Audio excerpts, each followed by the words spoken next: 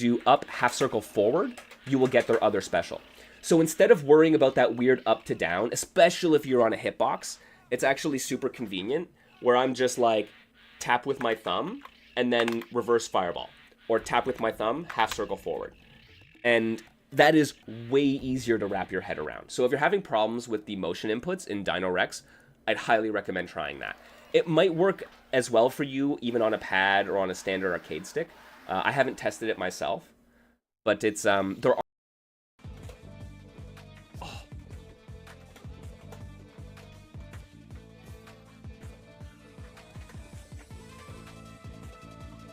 What? Or is that what it is? Oh, gets grabbed trying to meter burn the cross. Launcher can't follow up with it though. A little bit of a scramble. Goes in with a jump kick, applying pressure. Has to end it now on Dig Dug or it's over because they're on a little bit of life themselves. Good pressure. Yeah. Block everything you can. Get opened up. Dig Dug's playing great D. Great turtle defense. Oh my goodness, is that death on chip? Oh my god. Oh shoot, it did happen.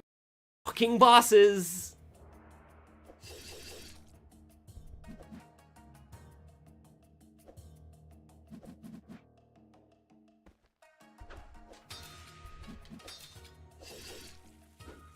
Are you for real, man? SNK boss syndrome intensifies. Oh no.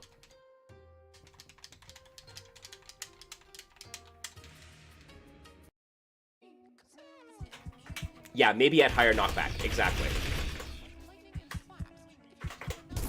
Oh, right. And then her super. We summoned the giant snail shell.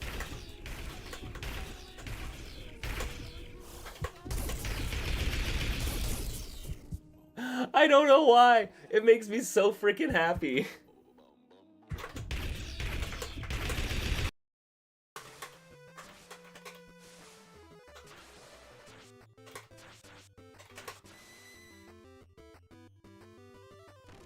Yo, I've had worse experiences online. Unlike Vanguard Princess, which I don't like I said, maybe we got past the character select menu once.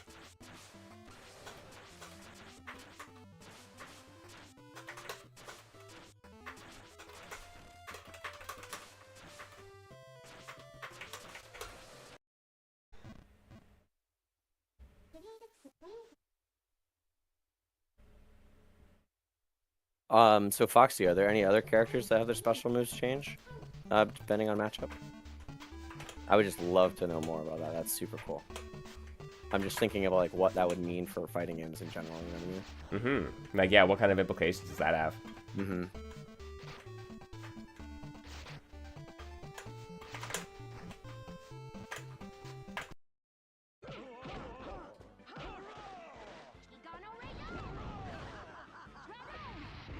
Oh. Oh, come on. I want my super out.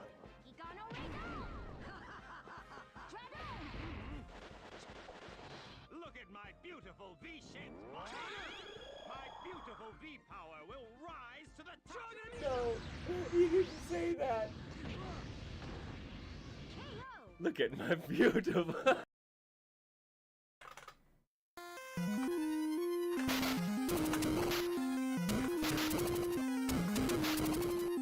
Oh. Oh. Oh no. Oh no. This is... I'm getting infinite...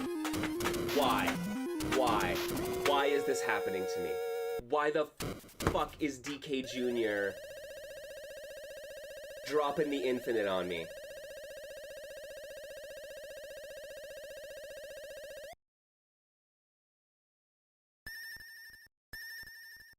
That just happened. Dropping those big elbows in the air. And damn, this grab game throw. and the combo off the throw, so good. Yeah, yeah, that's good to know you can combo after throws for a grappler. I'm sure Mohawk is going to do something with that info. Oh, the Raging Demon command grab didn't work. Oh, eats a low, gets juggled. Tagged in by a what? Yeah, no, we'll just never mind that glitch. like in Famicom Fighters, when there are two sides. Just thinking how much fighting games are kind of the perfect like time capsule, right? You can kind of just pick up a fighting game with one other player and get transported back in time to, you know. And it's like a game like this where it really does. It captures a moment in time for like comic books, right? Yeah. Where this was the time where I fell completely out of comics. So I'm looking at some of these people and I'm like, who are they? Right? Yeah, exactly.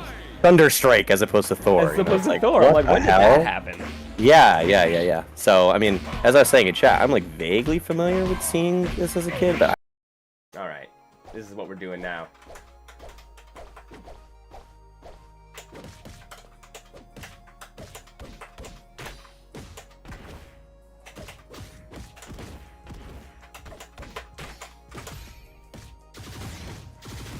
Yo, that's funny.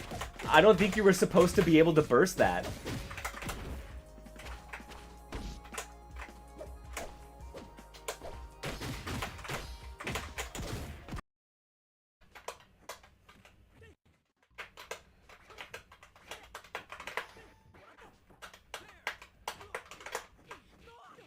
Damn, those like heavies. Damn. Oh, we got him in the infinite.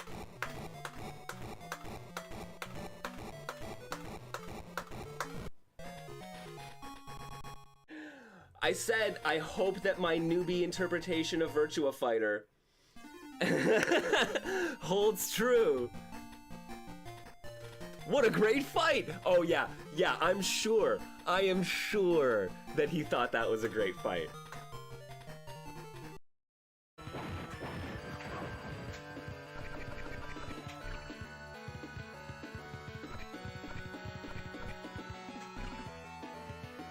Oh my god.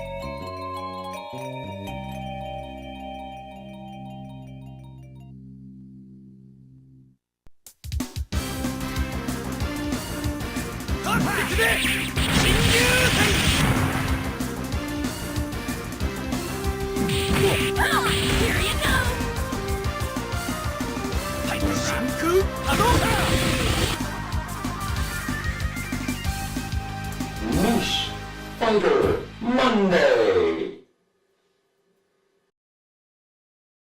Hello everybody, how y'all doing? Happy Niche Fighter Monday, man. We are back here in Toronto. Toronto, for those who are residents.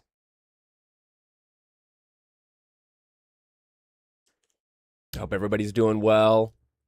We are in recovery mode still. Dude, a week later, still recovering. It was a long week, but it was great.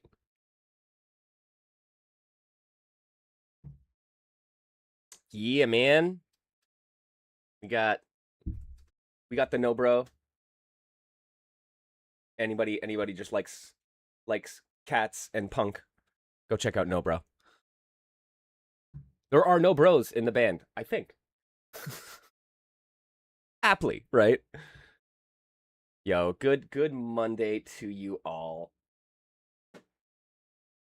We had a lovely weekend last weekend. We were out in the middle of the desert. In the middle of summer. Guys, why are some of the cool fighting game things always happening in the weirdest places at the weirdest times? Why Chicago in January?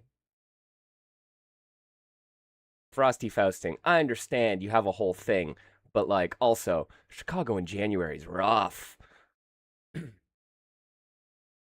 Vegas in June, also rough. Yo, one of the weirdest things, man, I was getting on the plane coming home, and and I'm sitting there, and they're like, and it'll be 42 degrees getting back in Toronto, and I'm like, no, that's not right. 42 degrees is the temperature leaving Vegas. It should not also be the temperature returning to Toronto. Like, no. So I went from 42 dry heat to 42 humid heat, and it was a little bit painful.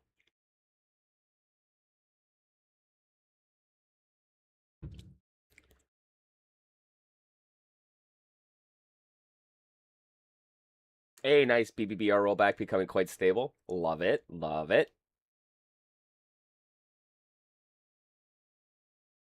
Yeah, guys, I figured today we do some yapping. We'll do some yapping about Evo and the Indie Dev Gallery and everything that was going on, and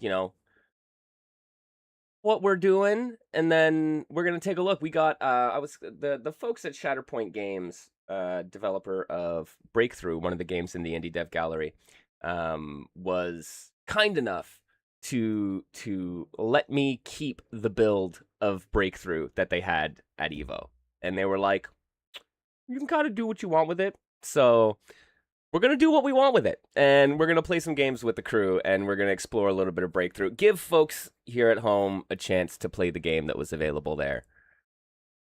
Power is out. Dang. Dang, punk. Be well. Stay cool if you can.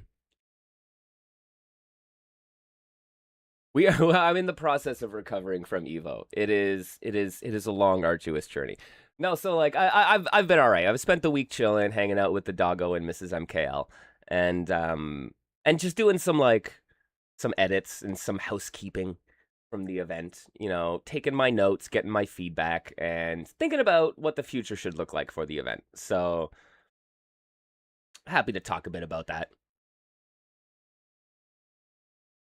Currently planning on a big Ocean 11 heist to steal the build. There were a few. It is always really interesting, the dichotomy amongst some developers, where some folks are just like, sure, cool, keep it, enjoy, let us know what you think. If you want to make a video, that's awesome. And others are like, okay, MKL, delete. I will observe you deleting the files from the hard drive, the computer, and the laptop just in case it got transferred there. Which, fair. Like, legitimately, I don't begrudge them at all. They're working on their game. They want to keep it on lock until it's ready for wider public distribution. I respect that. You don't need to strong arm me into deleting the build from my computer, right? That is part of the deal. But it is so funny because some people are very laissez-faire about it all, and then others are like, no. This will not be leaked.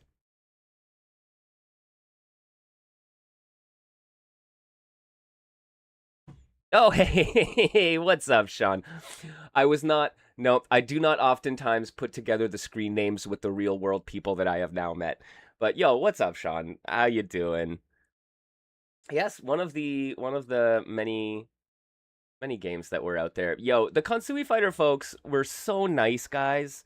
Can I just tell you how nice? I mean, everyone was so kind. Like, it was great just being able to work with all the folks who came out and exhibit, right? But the Kansui Fighter team was just like great support structure out there, where they're like they were making sure that I was doing as well as I was making sure that they were doing well. So I appreciate it.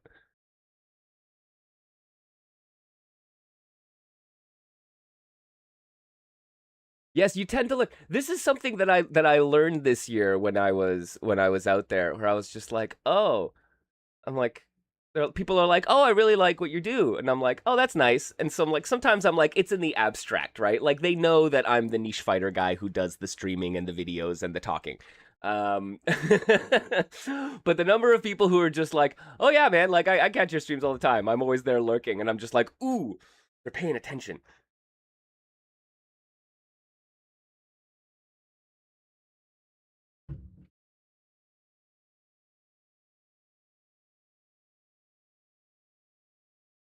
No, for real. Like, that's what I think of myself, right? Where I'm just the guy who does the thing. Like, and it's great, and I love it. I love that, like, we're building community here, and there are some amazing people that come through all the time. And I don't like lurkers. Keep lurking, man. That's cool. I got you. I understand what it's like. You don't always want to be involved in a stream, but like, just know that I appreciate you all.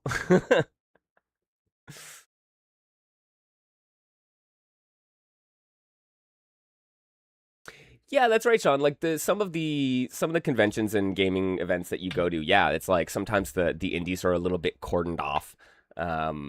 or there's like very few of them, especially like the fighting game centric ones. Like that was kind of some of the feedback that people were saying was like it's really great just bringing your fighting game to a fighting game centric event because all the people there are down for what you're making, and so it's like there's this base level of interest that you don't have to fight with, like because yeah, I mean like, if you go to a PAX or whatever the case may be, some wider gaming event, an anime expo, those are amazing events and there are great people. Like I know folks who run like tournaments in the fighting game area at those events. But it's not the same when you gotta like someone might not be there. Someone might be there for the next Stardew Valley, and convincing them to pick up a fighting game might be kind of difficult.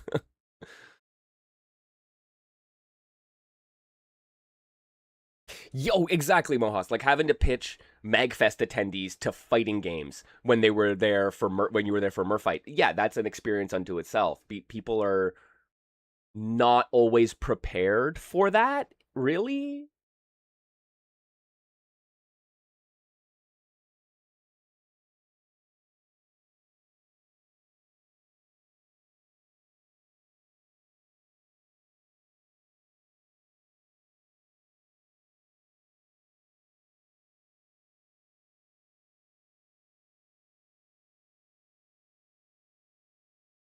Yeah, and like for real, there's a lot of issues with yeah. People do have the moral issues with the Evo, right? And fair enough.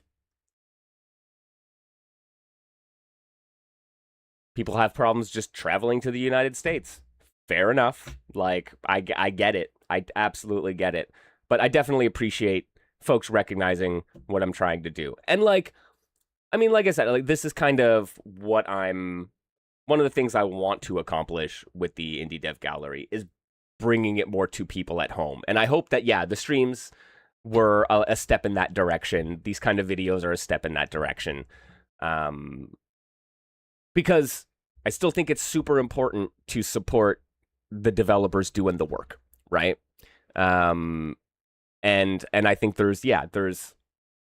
it's hard to deny the impact and the importance for developers being able to showcase at events of this scale with the audience that cares. So when we get that chance, I think it's important to support that. So like, let's find a way to do it on a comfort level for everyone that works, right? And sometimes that means not going to Vegas, right? Because like, yeah, for sure.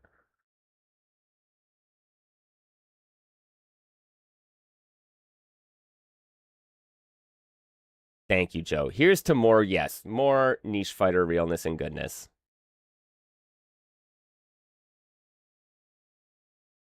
Start running do grab.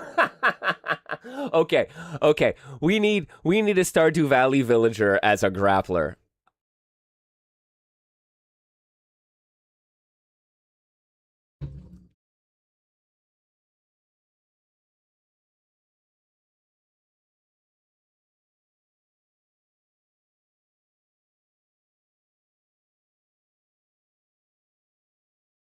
Yeah, Sean, that's absolutely it, man. Like, so much of the fighting game stuff, it's true. It's like sometimes the experience of playing a fighting game can be extremely frustrating just because you're playing against players who are perhaps significantly better than you. It is a relatively complex genre that if you don't understand it, you're going to get tripped up by some of the nuance. But once people get into it, they start recognizing it for what it is and the enjoyment for what it is. And I will say, like, as much as I am all about playing fighting games with the homies, I always need to remind people that a lot of us enjoy fighting games as a solo experience. There are people who make these games who don't play them in tournament, who don't play them online very much. Give me a second to single boot up, player okay? And like training mode, arcade mode kind of experience for a lot of people. So yo, what's up, folks from Shadow? I see y'all there. We mooding up for sure.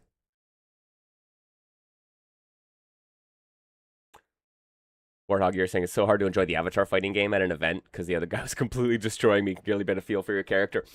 one of the reasons I completely bounced off DNF Duel, right? Like, I might actually like that game if I played it in isolation. Playing it online against people who were far more prepared than I was an exercise in frustration. So,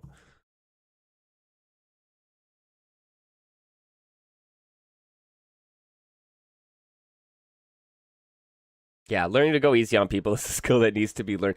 And I mean, it feels a little condescending to say that, right? But you can play the game in a way that you still enjoy without playing it like you're playing against someone who's on the same competitive level as you, right?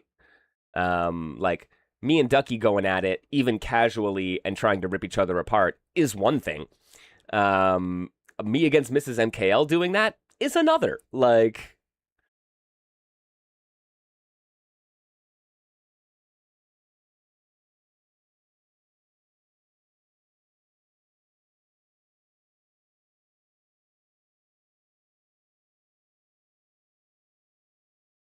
yeah, learning alongside other people is a super important part.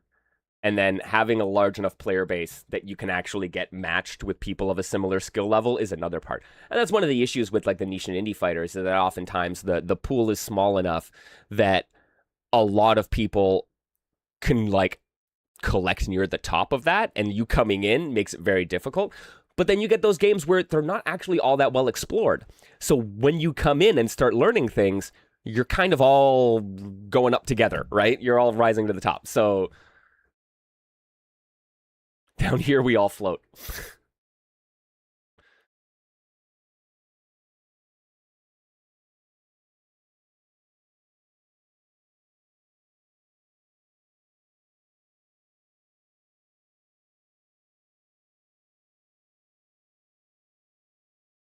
Yeah, no, it ain't fun getting mopped. This is it. Like, I just, for all you need some stick to itiveness for fighting games, which is true. It's like, no, like that experience isn't fun, and not everyone, especially at the beginning, is here to say, how do I improve myself and my ability to deal with frustration in life via video games? Like, that's not why everyone is there. And like, that might be sometimes what you need to be successful and be competitive in fighting games and get really good at them. But like,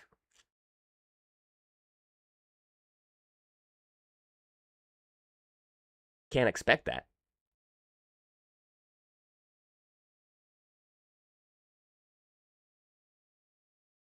And that's where the foosball problem comes in, right? Is like you start learning a new game together with a group of friends, and it's fantastic. You play every Friday, and then one Friday you go to a concert, and your two buddies stay at home, and they play together.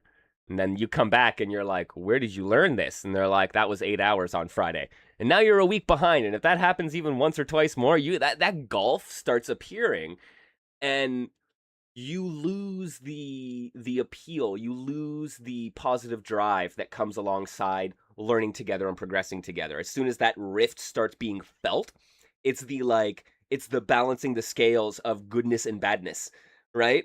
And it's like you might still be learning at the same rate you were before, but it doesn't feel as good because you're not learning alongside other people and you're struggling against them, and it's kind of like fighting a tide all the time as opposed to riding a wave, right? And like, materially it's not that much different, but experientially it's extremely different.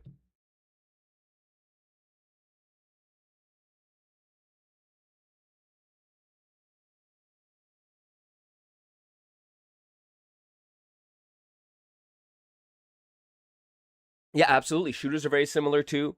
I mean, like, even rhythm games, and it's funny, like, it's not like I play rhythm games competitively, but every time I'm at an arcade and I try to play a rhythm game, I embarrass myself, right? Even the games that are like conversions. So like I play whatever, the Hatsune Miku Mega Mix, right? And it's like, that game is really fun. I play it on a pad.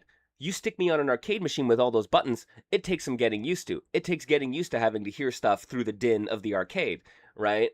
Or a different set of headphones or whatever the case may be. And it is embarrassing to play poorly in front of other rhythm game players who are standing there watching. right? So I will oftentimes play a track and embarrass myself and then walk away. Cause like, right, and it's like that is the like once again, it's feeling the gulf of the people around you, even in a game that's not competitive, right? So yeah, certainly it happens in shooters, happens in puzzle games. Um yeah, that person watching effect, right? And so yeah, it's like it's just being or getting tired on DDR, yeah, right? It's like being in these communal spaces. And I think that's part of it, right? It's like even the games that are not directly competitive, it feels that you can like they're very community driven, they're communal in that way. And I feel DDR puzzle games, shmups are very much in that realm. And then when you are when you demonstrate the gulf in skill in a public area, that's tough, right? And that's basically fighting games most of the time, right? Like if you like once again, not to dismiss the single player stuff and the training mode people, right? I'm a training mode person. But like you go out and you play online, you go out and you play at a tournament, at a casuals, wherever, right? And there's a bit of you put yourself out publicly and feeling that gulf hurts, and can drive people away. And it's not that that needs to be changed, right? Like, we don't sacrifice what makes fighting games great to address that necessarily. But, like, we got to recognize it and acknowledge it. And, like, how do we, like, easing people into the process as opposed to changing the games to make it easier for people to get in is an important thing for us to consider as a community, right?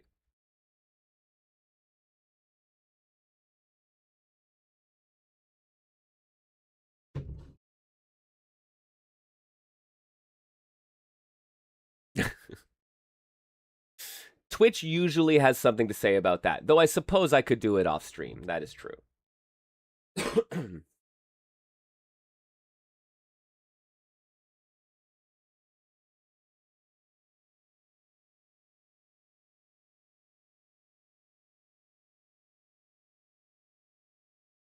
Yeah, there are a lot of cool things you could do. I mean, I think we've those have kind of gotten dropped off in the last 15 years or so.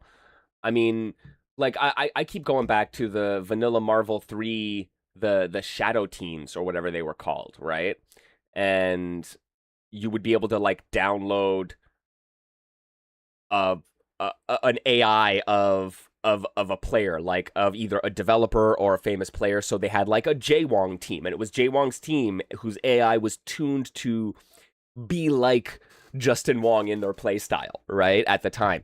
And that was fascinating. Like that was stuff that like for me, that was my single player kind of gold there, where it's like, yeah, I would do training mode, I would go online, I would go to tournaments, but I was always excited to get a new one of those and see how I could figure out an explicit play pattern. That was an interesting challenge, right?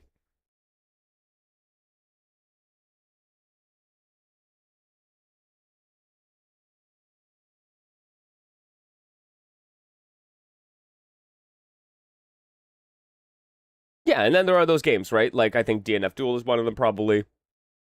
Nen Impact is one of them. Avatar seems to be shaping up to be one of them. That they're just let the games be sicko games for sickos. That's great. Anything else is a bonus, right?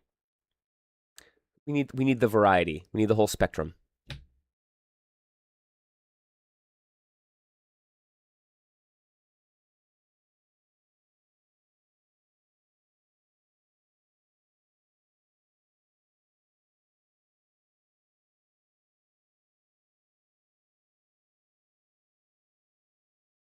Yeah, I have not gotten my hands on the Avatar Fighter, so I know I missed the beta or whatever. But we'll see. I'll have to check that out. It seems interesting.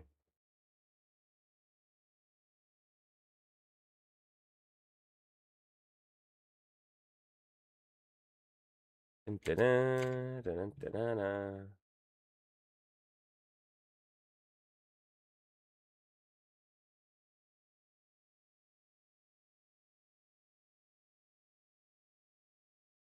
It's really fun. I mean, this is a good sign, friends. It is a very good sign. All right, man. Yo, so Evo was really fun, man. I got to do the Indie Dev Gallery for a second time. I'm gonna show you a little bit about what we were doing. How you doing? Mr. MKL here. Guys, we be chilling in the Indie Dev Gallery here at Evo. I am so excited to be able to take you through and show you a little bit about what we have happening here.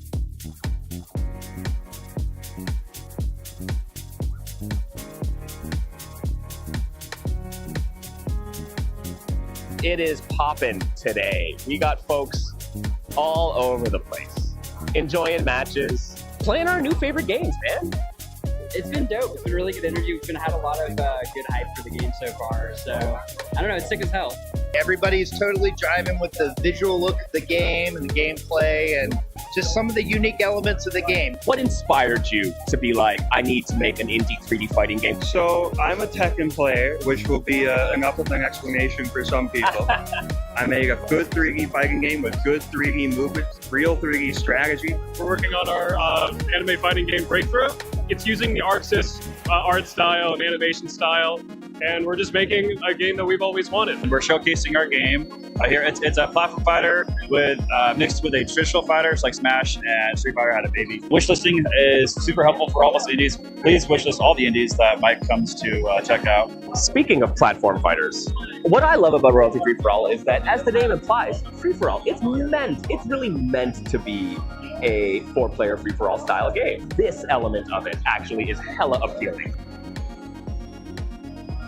These guys do an amazing job. Like, you just end up in their world. It's so delightful.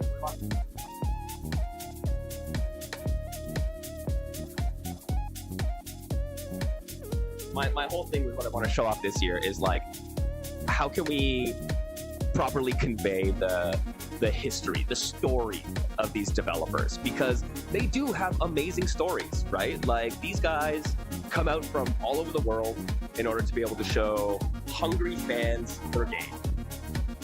Showing up in the BYOC area with your game and hoping folks figure it out is, right? That takes some gall in some ways to be able to do that, right? I'm glad that I can just be out here helping you guys do what's right, because y'all deserve the support, man.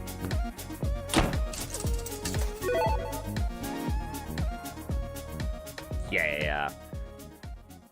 That was super fun, man. I'm glad that I was able to do a little bit of this. So I'm always curious about, what people at home want to see. It was one of the things that I noticed last year, I would say, about the Indie Dev Gallery, was that a lot of people were like, hey, that's really cool. And then from afar, they were like, I don't know how. Everyone says it was really cool. It sounds like a good idea. And then the people who were there kind of got it, right? And I think that was reflected in the number of folks who I saw, like, the number of folks I recognized returning from last year, and who, when, like, I introduced myself at the booth, were like, oh, yeah, we did this last year. The stamp rally was super fun. There were so many cool games. I'm glad these games are back. Oh, what's this? Right? And it was like, people recognized it as, hey, this is a part of the event that matters and I want to return to, right? And that's kind of what I was hoping to be able to do for the folks at home this year, is introduce a little bit of that. Give the developers an opportunity to showcase their game online to a wider audience. Give folks at home a chance to see what it's like to be in the Indie Dev Gallery. So whether you folks were there or whether you saw stuff from afar, I'd be curious what your thoughts were. I mean, let me know here in chat. Let me know on the interwebs and stuff. I think you've earned a stage for the setup. I mean, that's the hope, man. That's the hope, right? I was definitely using this as a proof of concept for next year, right? So is it like my big goals year over year? I want to make the Indie Dev Gallery like more accessible to people and more impactful for both developers, exhibitors, and Evo. So one of the ways that is always like very clearly communicated to me from developers that that they can be helped is more eyeballs. And while the experience of like getting eyeballs on your game in an event and people getting their hands on it and you getting that direct feedback and seeing directly how people play with it, that is hella valuable. But like from like the marketing perspective, from the that kind of angle of like, how do I get wish lists? How do I build my Discord? How do I, get more sales? Yada yada. Like that stuff is oftentimes the like online promotions, the digital promotion aspect of it, right? And so like, okay, great. We, it's hard to get airtime on the primary platforms, right? Like you go to Combo Breaker, you go to Defend the North, you go to wherever you go to, Beast in the East. There is high demand for stream time between all the games that you want, all the things you need to do, all the sponsor bits, all the ads, all the, everything that makes an event like this run. It's hard to get that time, right?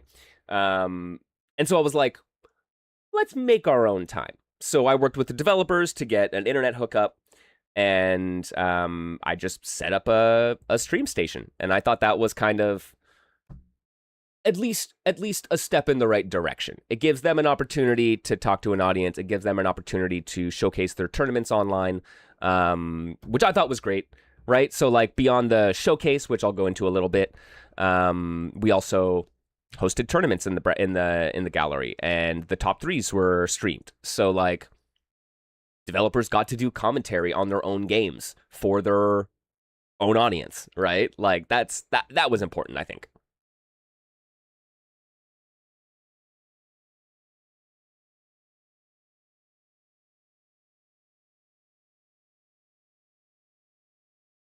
Appreciate that, Sean. Yeah. Felt everything went great. They're minor things. There always are, right? And like definitely I've sent out a feedback form to all the developers and all the exhibitors there. So I'm eager to get like genuine feedback of, first of all, yes, praise me. Who doesn't like feeling all warm and fuzzy because people are like, thanks, man, you did a great job. But also let me know where things weren't perfect and when things weren't great, right? And where you would like to see improvements, because those things are also important. Like I want to... Basically, everything we do year over year should get a little bit better, and we should be doing something much better. At least one thing much better every year, right? And I'm like, if we keep that trajectory, I think that's like, it's a recipe for like sustainable success.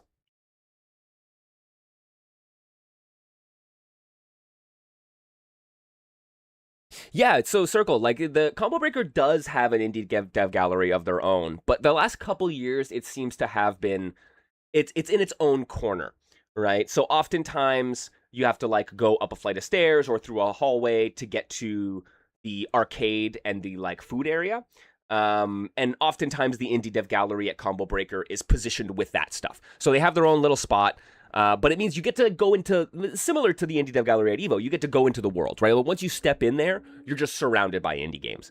But like the way that Combo Breaker, I think, has to arrange its venue because of the venue that it's at. It's not a single floor giant ass convention center. So you have to have different spots like that. But yeah, there are like pros and cons to it of being like, yeah, no, I know it's a destination I can go to, but like you're probably less likely to get the passersby go, ooh, right? Unless they're going to the arcade or going to this one's like these other places, these other draws.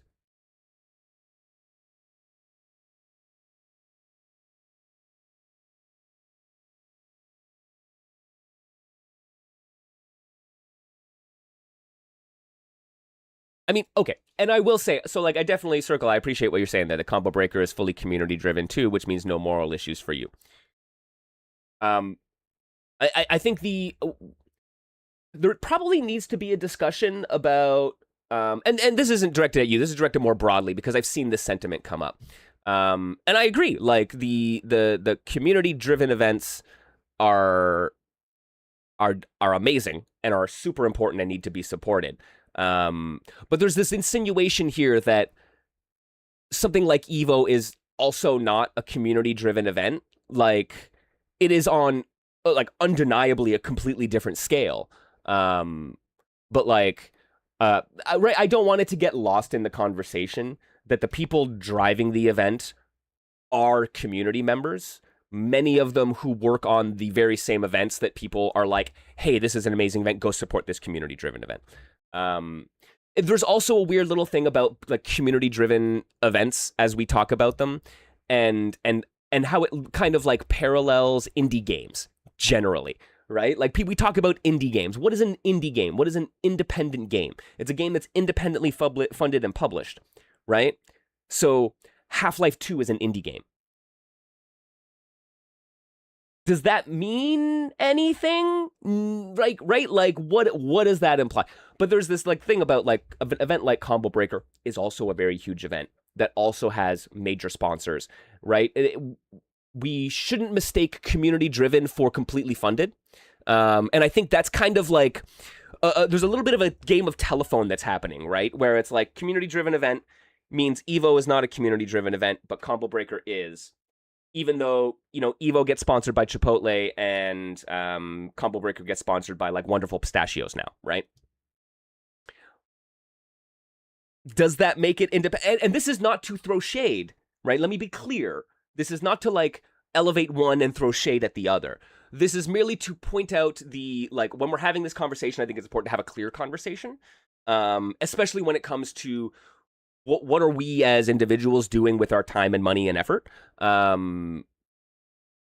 So like, yeah, I don't know. But I know there's this interesting parallel between the like community-driven events / indie games, and it's like, what is indie versus independent?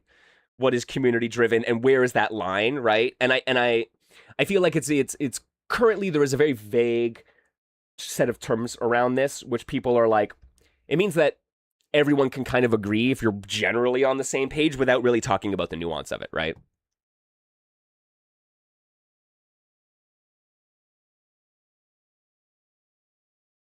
Yeah, Sean, 100%. There's 100% a portion of it being EVO recognizing the importance of indie games and the more niche fighters and how that feeds into our community. It's the reason they do the retro tournaments. It's the reason they have a very broad arcade. It's the reason they do side tournaments and stuff like that. So yeah, like there is a partially a recognition there that it is just also the thing that should be done because it's a community event.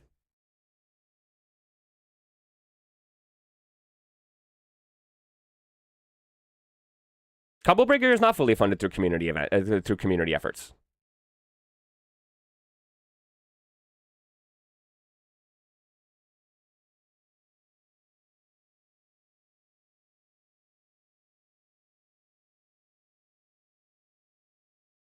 Right, and once again, no, and like this is, I think it's just important to recognize the reality of what this is like, because I think there is, when people say community driven event,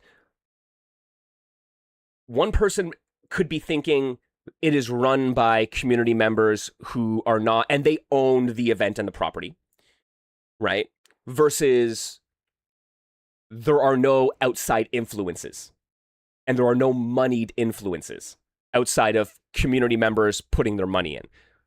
That, like, those are not always true at the same time, right? So, like, if one's concern is who's funding the event, then, like, right? Because there's a moral stance that can be taken about pistachio producers who are, like, using untold amounts of water in order to farm pistachios, right? Those are very intensive and they are often farmed in places where they are not ideal for farming because a market has been created around, right? So it's like, there is a moral implication there. And like, it's important for us as individuals to make those calls and decide what matters.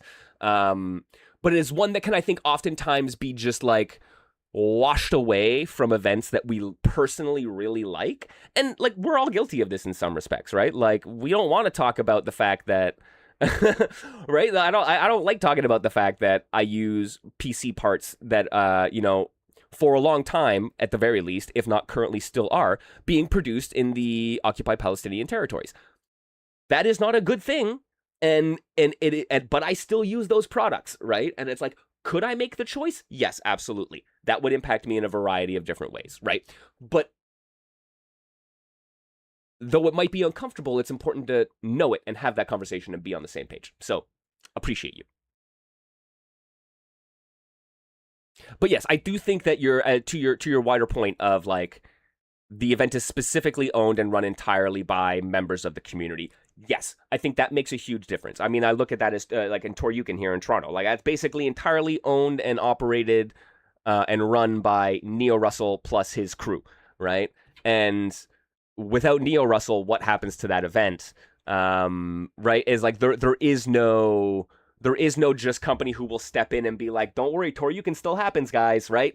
Where at this point, like Evo is in that position, and Combo Breaker would have to arrange a change of ownership, right?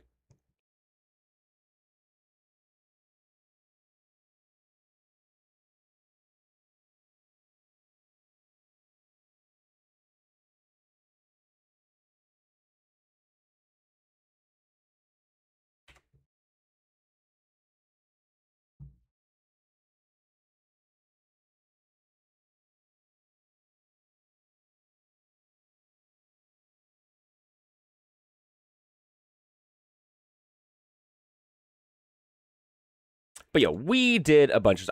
Like I said, we're yapping about some Evo, man. We're yapping about the indie dev gallery. There were so many devs there, guys, doing really cool things though. Let me bring this up. I have a link bio with all of the developers in there. Guys, please go check out this link. Go check out these games. Do the wishlist thing, as Cordell said in that little clip earlier on. Wishlisting really does matter for these developers.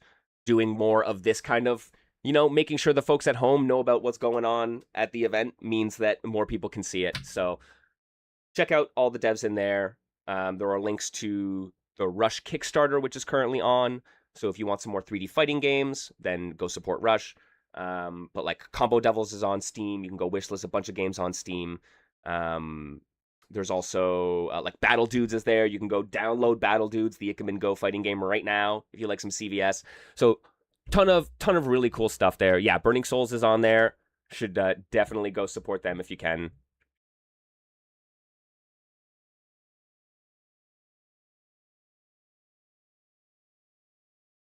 Yeah, obvious if you know you. Man, no, and it's like it's MVC2 goodness.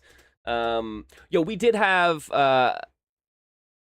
the Tokon booth was like right next to us. Sean mentioned it earlier on. And yeah, it's a shame, right? Like being at Evo and working a lot of the time means I actually get to play very few games. Like surprisingly few matches were played by me at a fighting game event, right? But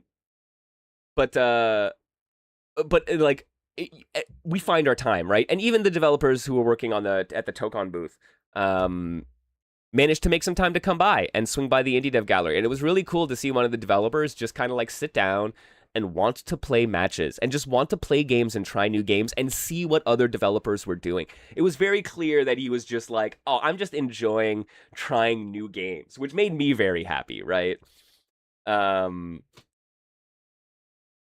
So like having the Tokon dev come through and like he sat down. I saw him play a handful of different games. I'm not sure if he played them all or not. But there were definitely a couple standouts, and like they seem to keep coming back to Knockout Arcade, which I found absolutely adorable. I mean, Knockout Arcade looks gorgeous pixel art, very well animated. Coming from like an ArcSys background, that kind of tracks. They spent some time with Breakthrough, but also Burning Souls. And I told this anecdote before, but they sat down with Burning Souls, and Burning Souls, right? It's a Marvel 2 style fighting game. It's a homie fighter. It has like Hell Pockets in it, and Maguma, and some cosplayers, and some content creators, and some cool, right? So, but it's a homie fighter, which I love that concept, right? It's like, let's make a homie fighter with our favorite mechanics and just go wild and have fun with these characters. So, great. That's what they've been doing. But in this build, you can select multiple instances of the same character. So if you wanted to play a team of 3 Hell Pockets, you could do that. If you wanted to play a team of 3 Woolies, you could do that. And the Tokon developer sat down and realized this, and an immediate reaction was, Dreamcast? Because in the Dreamcast version of Marvel 2, you can select multiple versions of the same character. This is not something you can typically do in versus games. And the fact that it was an immediate recognition just made me so happy, right? Like these are people who get it. They get it, right? And it's like, man, it just, yeah, it made me happy. It's like, those who know.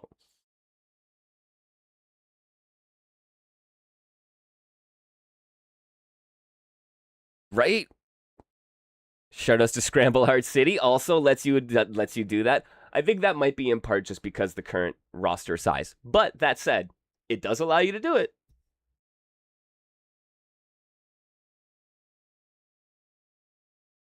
Yeah, if you know ball, that's exactly it, Tom. It was a delight, an absolute delight. I felt kind of bad. I did not tell Ryland, the developer of Knockout Arcade, that they were a Tokon developer, sitting down playing with them. And it just like, it kind of slipped through the cracks, so it didn't come up until later on in the event. But he was like, what? Why didn't you tell me? Why did you not tell me? One of the Arxis devs just came by and was just like really into my game.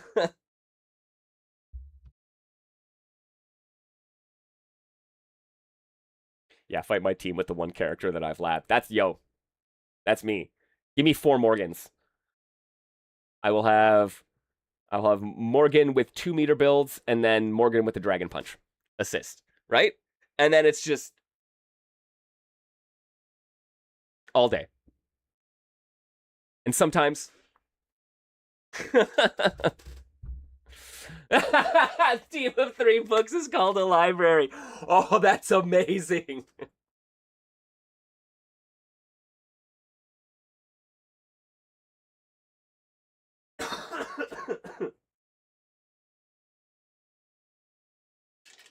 Oh shit, I am so stealing that Warthog. Oh, that's fantastic.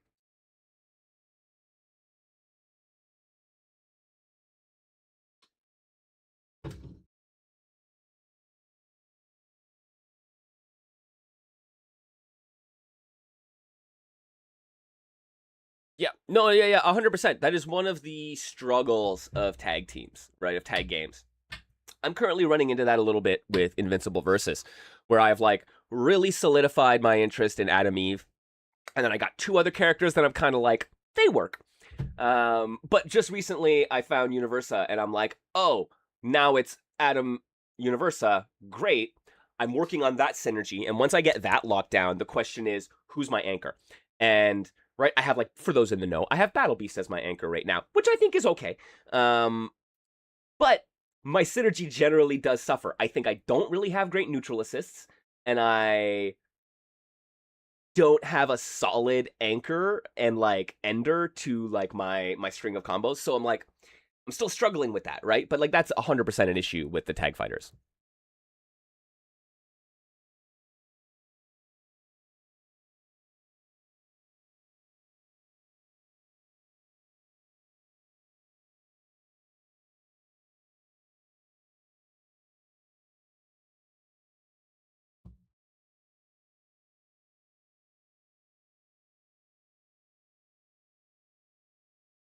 Yo, since we have been talking about Burning Souls, let's I'm gonna give you guys a little treat. I have not actually released this one yet,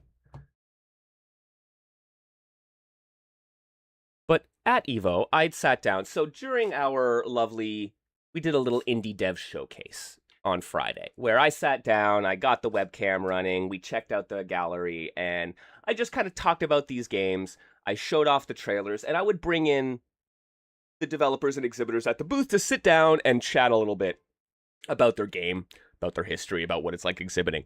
And so I got to sit down with Maguma for a little bit and take a look at some Burning Souls footage and kind of talk to them about the making of a homie fighter.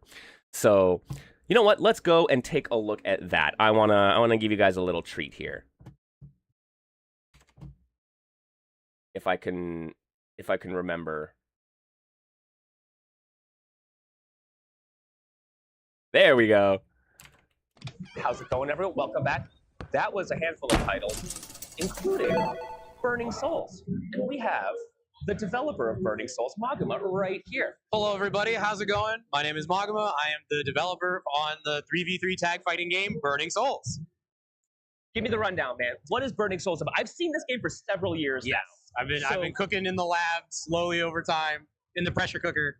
Burning Souls is a 3v3 hyper tag fighter that is heavily inspired by its contemporaries within the genre, most specifically Marvel vs. Capcom 2. That has been one of my favorite fighting games when I was younger, and I still play it to this day. I competed in EVO last year for it. So I just kind of was like, I just want to play the Marvel 2 that I know I would want to play. And that was kind of the big driving ethos behind it. And also, like, who doesn't want to make a homie fighter, right? Who doesn't want to make fighting games with all the homies? So Awesome. that's where it came from. That's amazing, man. I mean, like, so you're a cosplayer. You're As seen, yes. very clearly. So, like, My glasses on. what is it like working with? Because I mean, you have some characters in your game. Yes, absolutely. Right? They're cosplay. What was that? Is that just like love of the community, love of the homies? Very much so. So like, pretty much everybody that's in the game are people that I do know and have a relationship with.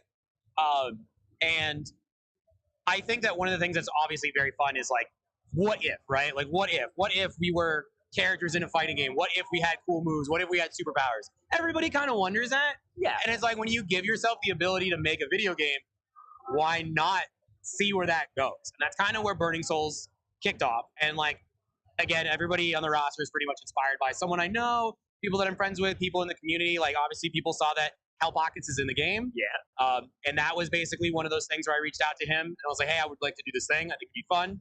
But also because some characters are very much, well, it's just them. Like, it's just Wooly. It's just Hell Pockets. Not, here's a character inspired. So that process is like, okay, well, what would you want to be? Who do you want to be in this game? How does that translate for you? So a lot of like the moves that you see him do in the trailer are things that he was like, oh, it'd be cool if I did this. Like, he wanted the dash. He wanted that teleport dash. He wants the Bloatia punch. He wants the teleports. So it was like, yeah, we can do that. And I think that makes it fun because like you get to see that person express themselves in this type of media, and that's really fun. Or like designing Wooly. Like, I've known Wooly for a long time from the YouTube channel and fighting games and stuff. So like, there's a lot of time where it's like, I know he loves Akihiko in Persona. Yeah. He loves Vanessa in KLF. He loves the punch-in. He loves doing Galactica Phantoms. So like, there's a lot of material to draw from. Yeah. And I remember the first time I showed him the move list, and he was like, it's crazy how well you know me. It's crazy how much you know. You get it. It's like, yeah. And then even still, there's like, okay, here's what's up. What do you like? What do you not like? What do you think would be cool? Yeah. So like, that process is a lot of fun to help bring people's ideas to life too. Yeah. In that own right. And then just going wild. All the characters in the game go super crazy. I would be amiss to not like hype my favorite part of Burning Souls. So like, the game's big deal is that everybody has these cool powers that kind of ignite as their passions kind of reach their peak of like of love. So every character in the game has what's called a max soul burst. It's a level 5 super that does crazy mechanic changing stuff, install moves, crazy effects that you wouldn't expect in the game. Nice. So like one of my favorites is Wooly's, called One Versus All. And if he hits you with it, it forces a happy birthday combo. So it drags your assist if they're alive into the match, and they get the hit too. Yeah. So like, everybody does crazy stuff. That is beautiful. Man, Yeah. I gotta say. So where's the game at now? What do you see for Burning Souls in terms of the future? So right now, Burning Souls, we currently have 6 characters that you can download right now if you go visit our website and go get the demo. You can play those 6. They're pretty well polished right now, pretty solid. You can do 2v2 local. We recently also added combo trials. Nice. I wanted people to be able to find a way to kind of see the vision of how characters are supposed to operate, get their combo routing, get their identity kind of figured out. And then here on the show floor, we have a couple extras. We got 6 extra characters that are fresh out of the oven. They still need some extra decorating, but it's a 3v3 tag fighter. You want to give people as many options as you can. You need that variety. And just kind of see how people enjoy it, see what needs work, see what needs polishing, because this is like my first showing of it in a professional capacity. And I've been hungry for years for people to just play the game and tell me what they think. So I'm being very bold by doing so and letting all these characters with rough edges out. But you know what? Sometimes you need rough edges out there so you learn what to polish. Oh, absolutely. And honestly, no better place than Evo and the Indie Dev Gallery to kind of do that, right? Yeah, absolutely. Like, so far, what has the response been? I know you've had some folks So far, it's been really, really good. Some people have seen some of the characters that are very clearly referenced. So, like, a lot of peeps are like, Hell Pockets? Wooly? That's been fun. Someone was watching our sizzle reel earlier. My brother was telling me, they're like, this guy's got weird stuff going on with his pockets. Kind of reminds me of Hell Pockets. It is Hell Pockets. You might be onto something. You might be onto it. But I think that's great. That identity just shines out. It just comes through. You don't go there being like, I guess it's that guy. Yeah. There's these elements that really clearly tell that it's going on. Justin came by earlier. He said that he was going to be checking out a lot of the indie games. So huge appreciation to Justin Wong. He hopped down. I was like, yo, this is some Marvel 2 kind of stuff. You're going to ride it home. And he was playing. He was experimenting. He was seeing wacky buttons and interesting things going on. So he really enjoyed that. So I'm grateful that he came and played it. That's amazing. And a lot of the other folks who've been trying out the demo at our station here in the back, they've all been having fun. Lots of people liking seeing what's going on, how crazy and zany it gets. And but that was the appeal of Hyper Tag Fighters, right? Man. Those games can get wild and silly, and that you want people to sit down and pick it up, and as they start pressing buttons, they're like, I could do that, I could do that, I could do this, and that's making me really happy is to see people discovering the sauce in there, and I'm happy watching them be happy, and that makes me very full of joy. So I'm having a great time so far, and it's only day one, so I'm looking forward to seeing more people.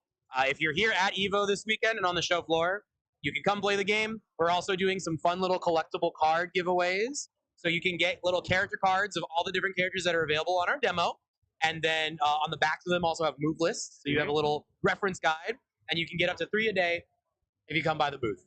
So make sure you come check it out, folks. And for those at home, where can they check out the game? Where can they find you? You can go to our website, burning-souls.com. There is a link to the demo that you can download on itch.io in its current build. And then you can follow us on our social medias. We post content as we can. But you can. I try to update the build as best as I can, and I try to do nice, healthy patch notes so that people know what's changing, even though it's not out. And right now, I'm working on that online. So the goal is to get the game to an online state so that people can start playing with their friends more. But until then, there's obvious other ways. There's other ways you can play online with your friends on a local game. We're familiar with the parsec. We're familiar with all that. I low-key wanted to bundle it in. I was just like, if you download the game, there's also just a parsec folder in there. There you go. Yeah. But yes. Well, amazing, man. I'm so excited. Thanks for having me. Have an amazing weekend. Absolutely. If you're here, guys, come check out Burning Souls. Yes. Please stop by and ignite your soul. Let's go. All right. Thanks, man. Thanks, boss. Yo, big shout outs to Maguma for the amazing Anji cosplay. Let's be real. They're fantastic. Their whole crew is basically cosplayers. I walk over there at one point and I'm just like, Morgan and Lilith. Awesome. Very happy to meet the ladies, Ainsland. But man, the homie fighter, guys, it is such a cool, we've talked about this in the digital basement about making a homie fighter, right? The potential is there because it's true. We all want to see ourselves as kind of what would our badass incarnation of us as a fighting game character be like, right? You could do that. And absolutely, homie fighters are 100% Dojin fighters. Yes, Circle, you are 100% correct on that, right? It's so many of the Dojin fighters are very much, here's my OCs, the fighter. Literally, you look at the Dong Dong Never Dies or Brief Karate Foolish, where the digitized Dojin fighters in particular feel very much homie fighters, right? There's a connection there.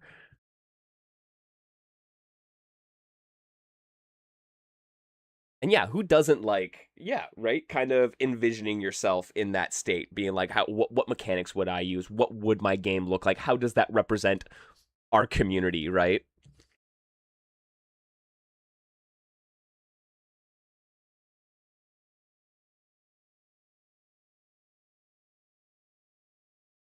Yep, the digital basement fighter. Yes, Warthog. The idea, I love that, right? Yeah, the most messed up things that all of your mains have had, and they get a portion of it, right? And you can do this in a couple ways, right? You could be the I'm explicitly referential, where it's very much a here I'm Arctina now. You could do it in the puzzle fighter, not puzzle fighter, gem fighter, in the gem fighter style of like turning into cosplay versions of those other characters doing their moves, right? Or you could do it more in like the Shovel Knight style of synthesize these down and take all these elements that everyone's really familiar with, so it's immediately recognizable, but code it in such a way and like make them work together in such a way that it feels kind of new. And you take some different approaches to it depending on how you want to be. Arctina icicle camping, brawl Falco chain grabbing.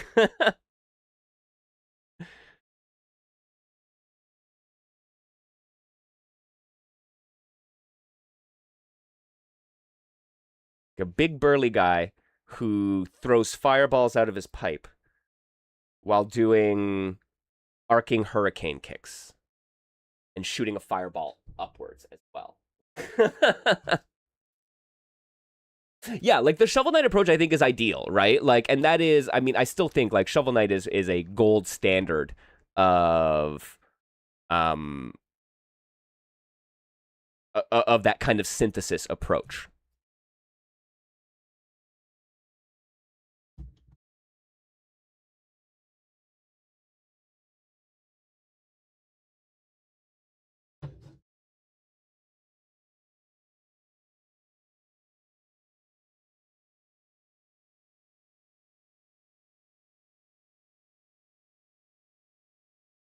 Yeah, grounded dragon punch, long fast normal, strong strike throw mix, projectile specifically for Oki. Man, Oki projectiles are so dope. You're gonna like Little Red. I really feel like you're gonna like Little Red in Breakthrough.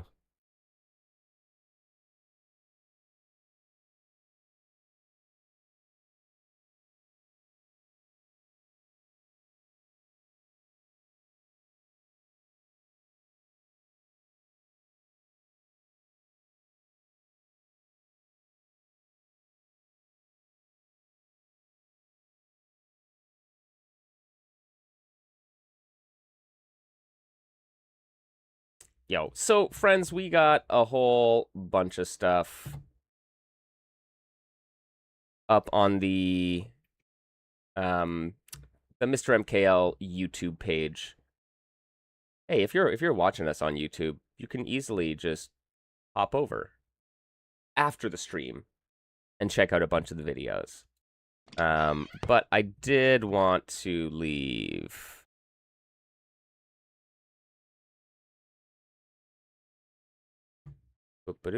Can I? Yo, there we have it, man. There we are. I just wanted to leave y'all here a link. Go check out. I got a playlist with the videos up there. Go check them out. Once again, make sure you're going over to this page if you like any of the games that we have talked about or looked at right now. You can check them out here.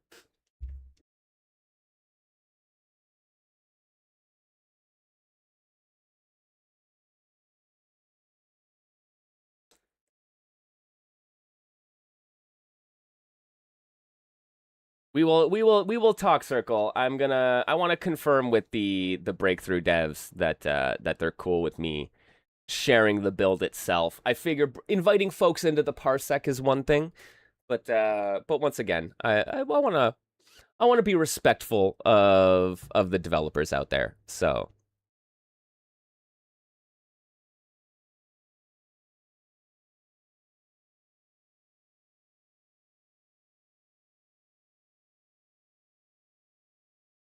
all right, my friends, here's what we're going to do. We've been at it for this little bit over an hour. We've been talking about the Evo Gallery. It was a great experience. Like I said, big kind of recap is I'm glad that we had returning developers at the Evo Indie Dev Gallery, showing the progress of these games year over year is, I think, very important. Telling these developers' stories is really important. Right? Like, folks should know that Kansui Fighter has been in the works for, like, a decade in some fashion at this point, starting as, like, a mobile game way back when, and then making its way through a bunch of changes, and then a bunch more after they kind of had you know, made proper contact with the like core fighting game community, started getting a bunch more feedback. And they are nearing completion. They have almost all their characters done. They've got single player story stuff built out. That's like, that is an amazing tale, right? Like MPaul Weeks making Tough Love Arena, coming and demoing the game several years back, has gone through all of that and is now making Scramble Heart City and has come back for a couple years straight. I would love it if we could find a way for developers like that who are kind of who have this history and have this I don't know, like who have great success and who are coming to the end of their kind of tale for their game, right? And it's like, how do we graduate those guys? How do we, right, get a Scramble Heart City or a Combo Devils or an Umbral Core onto the main show floor? How do we get them onto a stage in the room? How do we get them, right? Like Rivals of Aether were, I believe, in one of the indie dev galleries at EVO way back when. And they were a main game. Like, they had their own stage. They had all this amazing support. They had a great community outreach and turnout. It's not for everyone, but there is a path there. And even if the end of the path isn't a main stage thing at EVO, there are bigger and wider things that we can do and bigger stages that we can get these guys to, right? And it's like, part of the indie dev gallery is one of those stages, and yeah, how do we get them so that they're showcasing on the main floors at Combo Breaker and CEO and Byte and Evo and all these other places, right? So we're taking some of those steps. We're building, kind of showing what we can do when we have a platform, showing how that much matters to folks at home as well as to the developers. So yeah, I appreciate everyone who has been tuning in, who has checked out the videos. Please check out more of the videos. I have more uploading in the next week or so, including the full showcase breakdown where we go over all of the devs' trailers, and I have a bunch of sit-down interviews with some fantastic artists. So make sure to go check it out. The more we can do with this stuff, the more we can show to other people that it matters and that we need to keep doing it. So hopefully y'all can help me with that. But right now, my friends, I'm going to take a little bit of a break. I'm going to be right back, and we are going to play some Breakthrough. That's right. Shatterpoint Games was kind enough to give us a build, so let's go take a little bit of a break and check out some Breakthrough in Inputs just are not the problem. Moment. Mental bandwidth, on the other hand, is a problem.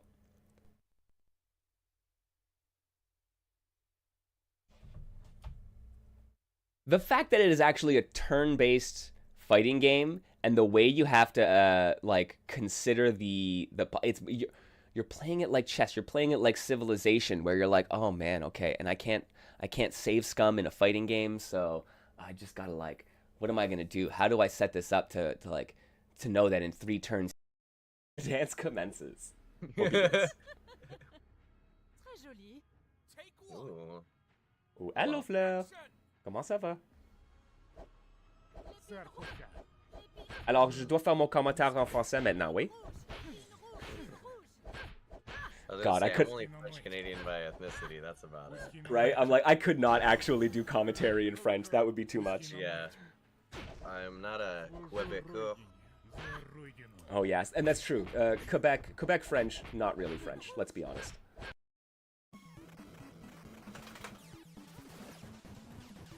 I'll take it.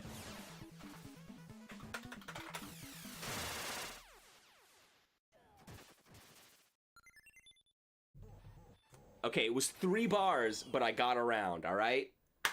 Let's see if we can survive it.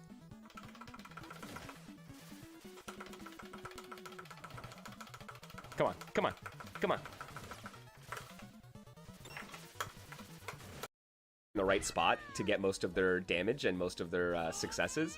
But, like, doing these little, like, capitalizing off of big juggles, it's been super sweet.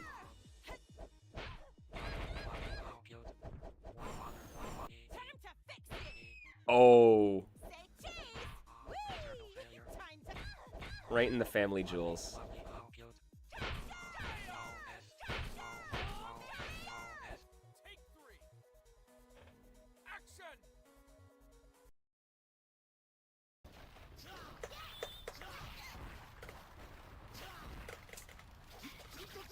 Ugh.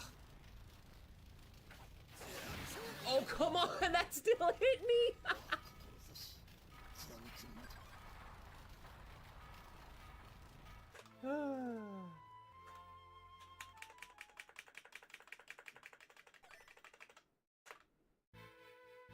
I'm like, I saw the charge up. I'm like, no, this is good. He's gonna come lunging forward. I just sail over top of him. Yo, hitboxes, man. Oh. The knockback. Of course the knockback gets me. Okay. Are you serious? No, not the game over. Okay, okay. At least I come equipped with a few continue. And you hit me, it still goes. It still goes and fucking hits you. Yeah. Always got me.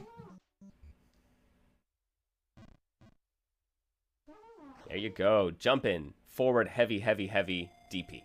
Like, Monk, real I really complicated think, combo string from I really Dragon. think you'd be well suited to this character. Because he does a lot of what Megastar does. And right? look at that. Yeah.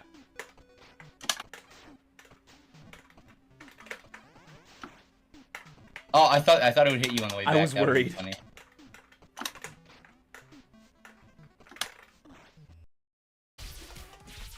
Dude, I feel like this is going to lead to an OTG as well.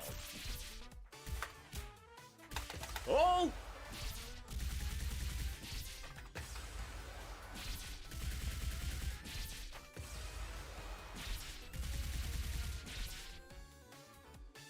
We've TOD'd.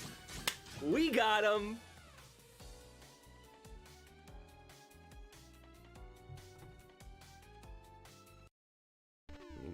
Being in the corner isn't fun, but you are right next to them for that grab. Mm-hmm. There you go. Oh, no. Oh! Dunskies.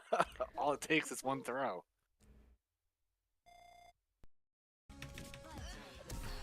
Wait a tech, you can just combo into...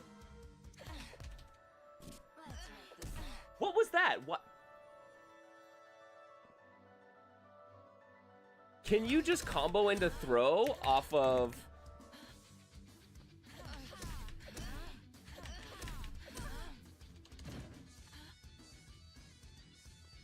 Oh my god.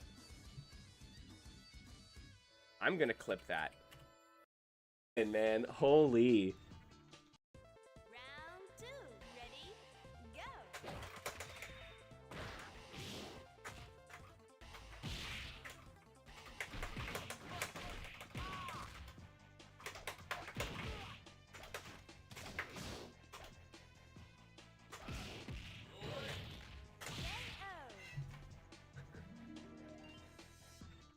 Yo, folks, don't forget to clip your favorite moment.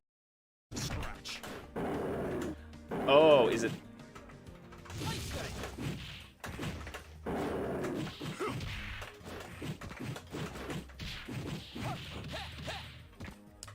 What am I there? Crushing Lion, down quarterback, down quarter forward kicks. Okay, that's an air kick attack. Crushing Lion! Crushing Lion! Crushing Lion!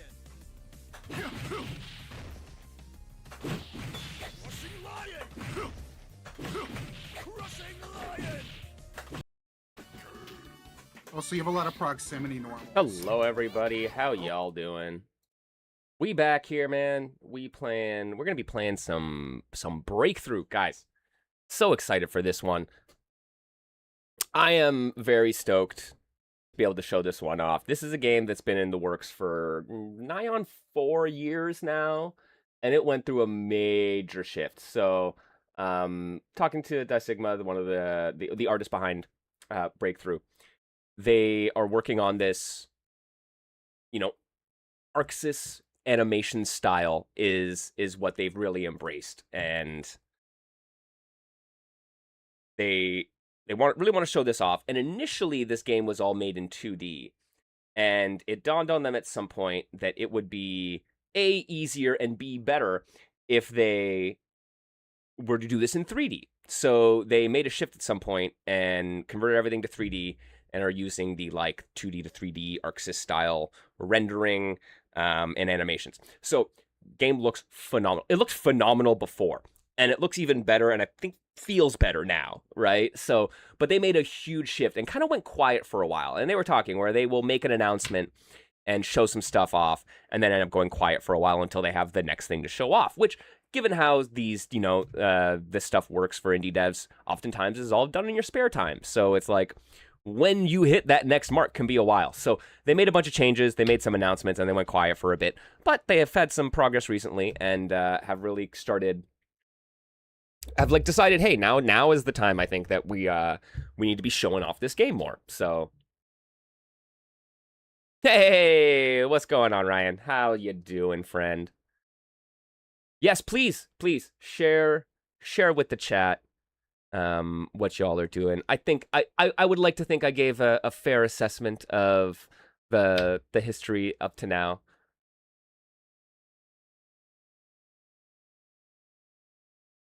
Yes, we have...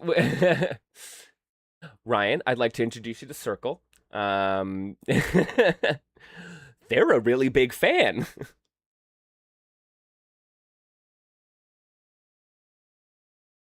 But I am glad that y'all are working on this, and I am really... I'm thankful that you allow me to keep this build and take it and show it off here on stream. So, big shout-outs.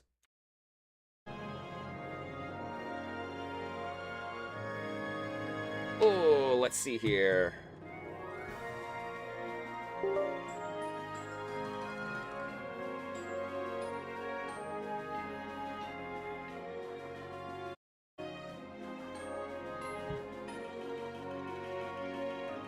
Okay.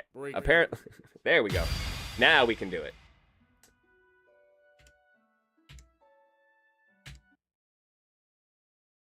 Let us begin.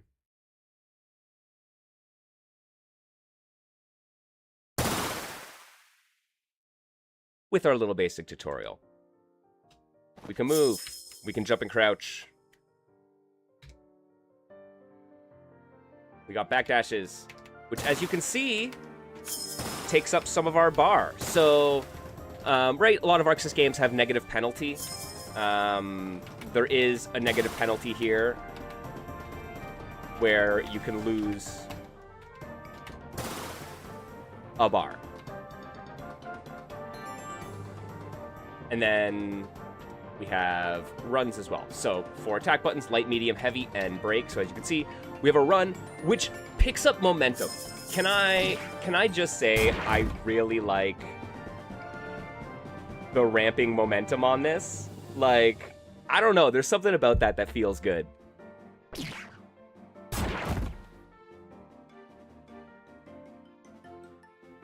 Right? Yes. What does that indicate, right? Like, if that is how that works, how else does momentum work in the game, right? It's an excellent question to kind of start thinking about.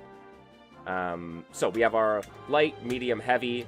I have these guys set up across the top. And then we have a break attack. Oh, hang on a sec. Ah, ha, ha, ha, ha, ha, ha.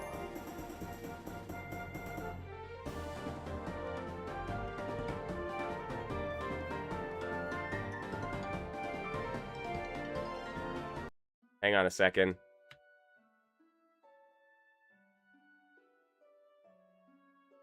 Light, medium, heavy, break. There we go.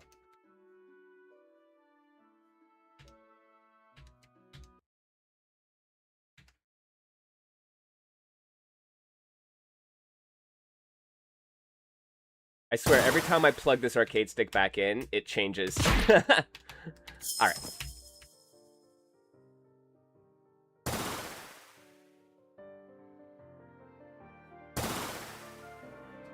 Light, medium, heavy. There we go. And we have directional normals as well. So forward and light for Achilles. Forward and medium. And then on break, we also have directional. So neutral, forward, and crouching.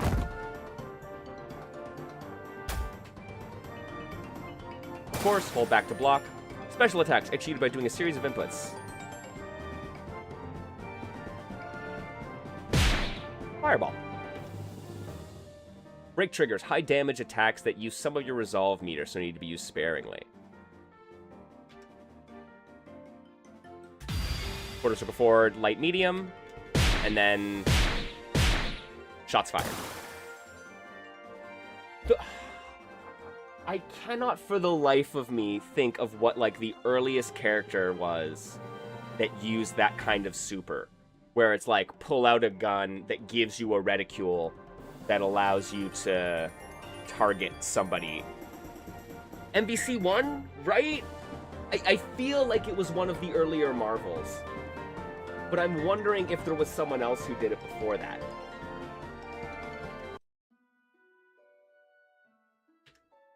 So, there are obviously other mechanics in this game.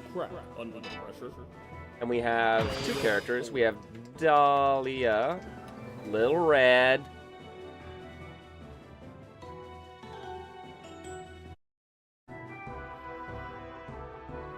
That super surprised a lot of people in Vegas. Oh, it's really cool. I am a fan of it.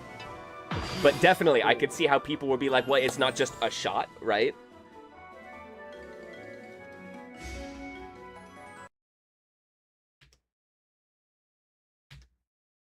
Well, and even Dahlia's, one of Dahlia's super is, I think, similar in a way that we're like, that I think some people are like, oh, that's how that works? So, right? There's a quarter circle forward, light and medium.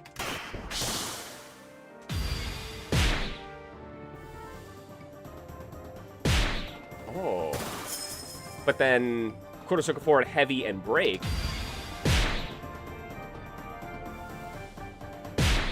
Are they supposed to be eternally stunned? What's up, Sylph? You know, now that I'm thinking about it. Oh, yes, 100%. That's what that is. Okay.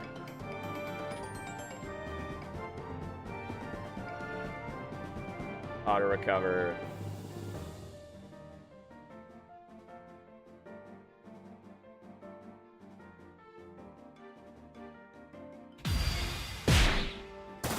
Yeah, there you go. Okay. So you can recover. I was like, wait a tick.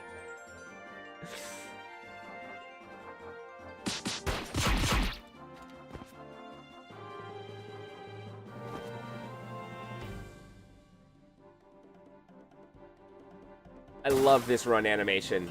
Look at this. Look at this. The control, the gently holding the wrist and the back, like there is something so ominous about this animation. It's just mwah. This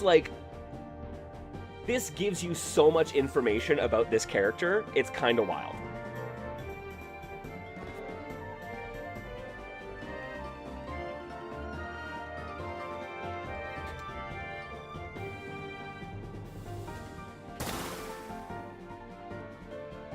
All right, so yeah. So we have some options here. So we have our light, medium, heavy. 2-hit heavy, you can cancel it early. We also have forward light and forward heavy, which is gunshot, and gunshot can be repeated.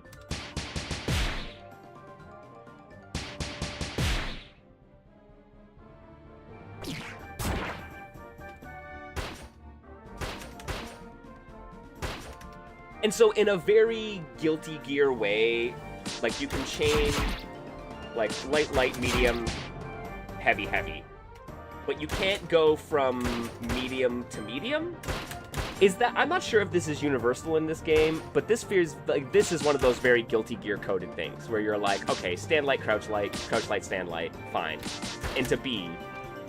But then directly into heavy, and then into either stand heavy, crouch heavy, forward heavy, right? And then you can reverse beat into your command normals. So you can do like light, light, medium, heavy, forward light. Light, light, medium, heavy, right?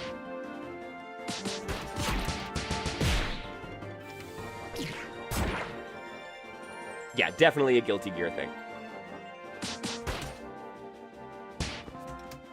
And then, yeah, Crouch Heavy for Dahlia is your launcher. And then, yeah, you have the break moves.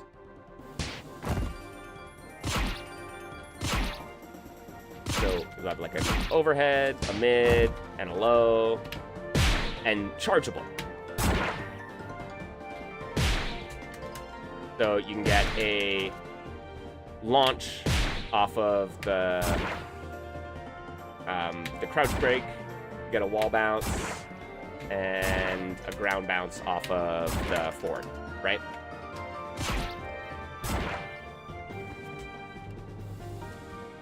Yeah, I think it'll be pretty intuitive for Guilty Gear players, right? And much like I think a lot of ArcSys Gear-inspired games, right, where you don't necessarily just have light, medium, heavy versions of special attacks where, like, quarter circle forward light is that, quarter circle forward medium is that, and then there's nothing on quarter circle forward heavy.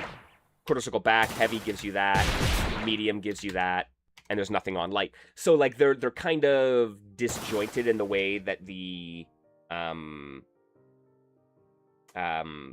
special moves are spread out amongst the buttons in, like, it is very, once again, Guilty Gear coded in that way. So for those who are familiar with that style of game, I think you will feel right at home in that respect. And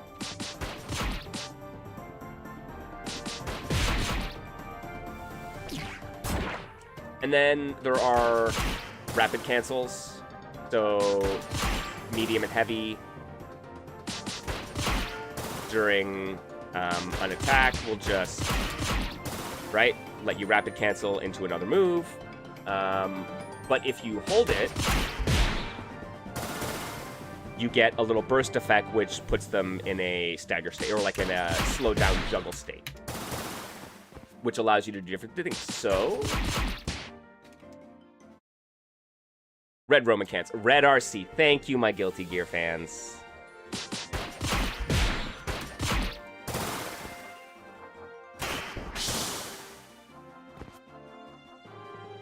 And then there's Resolute, which I am not entirely sure. This is, Ryan, if you are here, so I would love for you to give, I feel like you would be better equipped to give a breakdown of not only Resolute, but how exactly the armor system works in this game. If you have kind of a couple fine points that you'd like to put on those systems, I would appreciate it. Because, yes, our... yeah, so the Resolute is a state when a character is standing totally still. So yeah, right, if you use your rapid cancel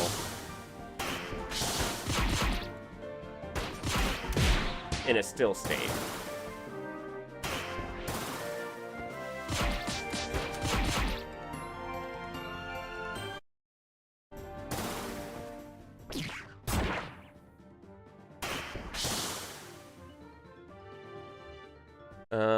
unaffected by blitz cancel waves, can't be put into slow-mo and automatically counter normal. Oh, that's what... Thank you. Because, yes, I had been seeing that, where you have this, like... I mean, I'm not even going to say Yomi counter inspired, but an auto throw tech system. And so that is when you are in the Resolute state, you gain access to that. Okay.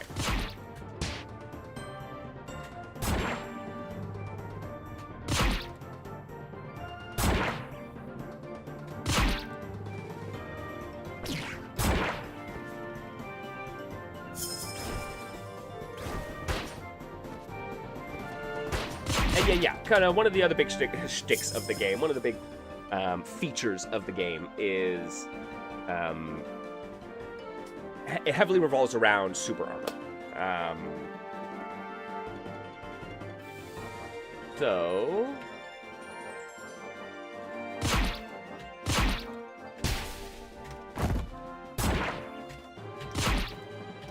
various moves have armor. And then other moves have a piercing,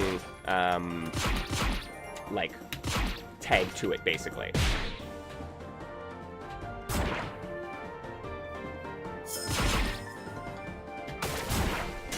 Right? So the break moves tend to, right? And charged will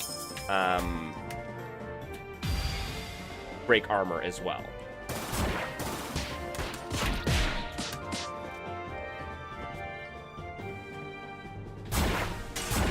So you can see there, right? That just shattered. Or broke through, if you will.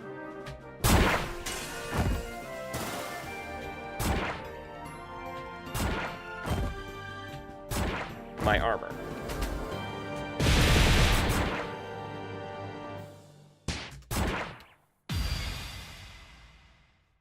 My quarter circle back C have it. Truly is a breakthrough. Yeah, a bunch of moves have armor by default, some command normals, and all specials. Okay, so all specials do. There you go, right? Even the break special there.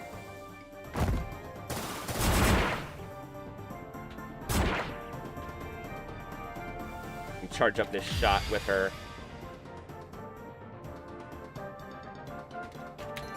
And she also has a command grab. Bunch of cool stuff. So yes, a bunch of moves have armor, as you can see there. And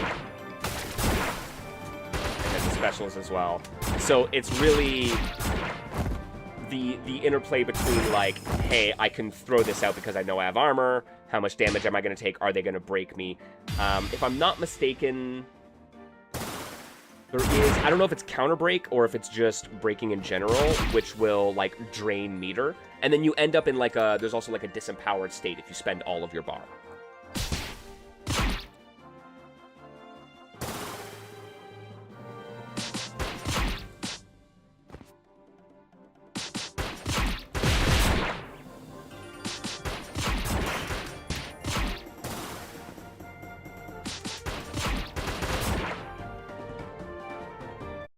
Yeah, you can also give any move armor. Yeah, run moves all have armor.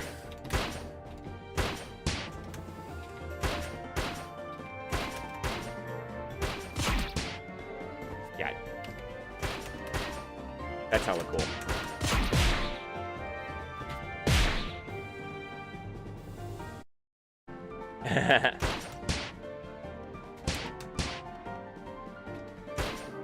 You see the blue light on them, they're armored. Oh.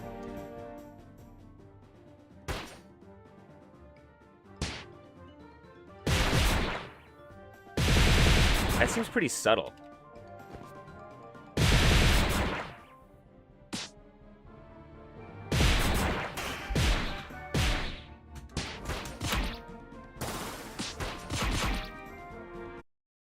Yeah, still working on that one. Yeah, okay, no, like, as soon as you said it, I saw it, but I'm like, okay. Yeah, it's really almost just like on some of the shading effects, right? But kudos on the, like, having the visual indicators. Those are so important.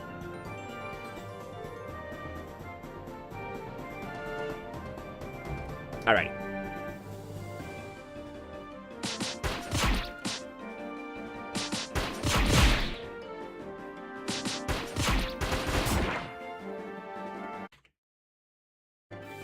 Yeah, invulnerable backdashes, people do enjoy that.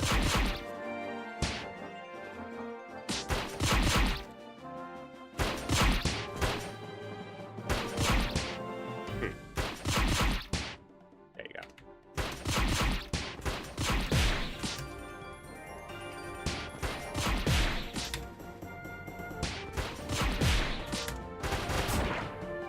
Okay, that doesn't combo.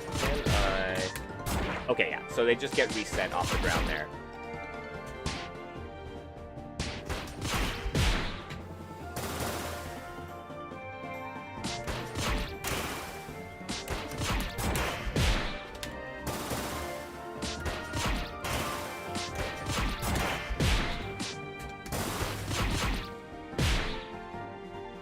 So yes, she has this quarter circle forward light, which is not really like, it's not what you're not comboing into it. Right? This is your Oki tool. Oh, yes, and then there is a distinction between the pierce and shatter. Okay. Gaining an unfair advantage by labbing. I am just showing you all. No. We're sharing the information here, Circle. This is not an unfair advantage.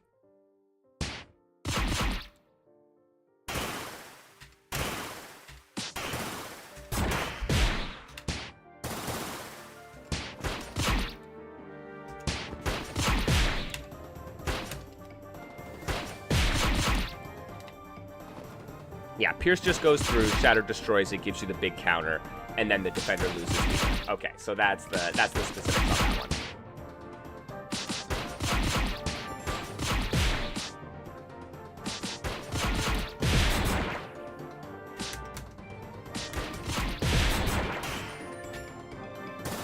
Oh yes, and then when you Roman cancel, you also get a dash out of it, right? So AB, you just kind of like this, no momentum.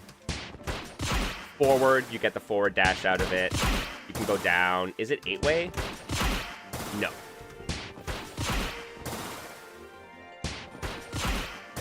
You can go back though, right? So 3-way plus a neutral, keep your momentum.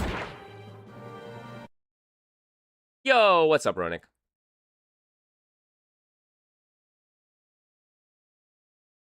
.6L Universal Pierce. Okay. So kind of like 6L is like Universal Anti-Air and Strive, where you got the 6L Pierce.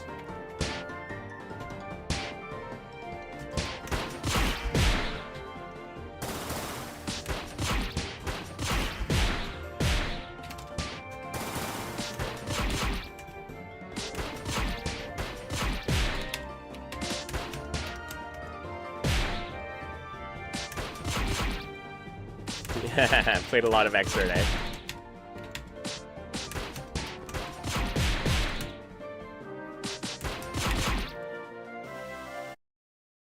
Yo, Van, how you doing? Van Kildare Friends, for those who don't know, is another developer who is exhibiting at the Indie Dev Gallery. They are the creative director at Sun Studios, the developer behind Netcode Warriors, as well as Saturday AM Battle Manga.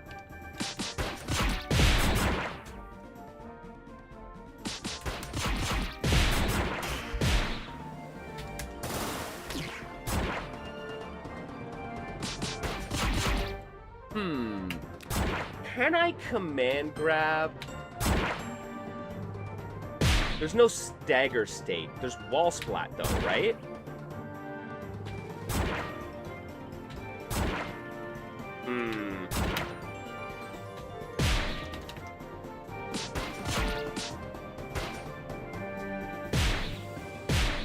Yeah, I don't think she has an actual stagger state. Interesting. Yeah, Circle, that's right. Van was also a judge on the April Fighting Game Jam. Big shoutouts to my fellow judges.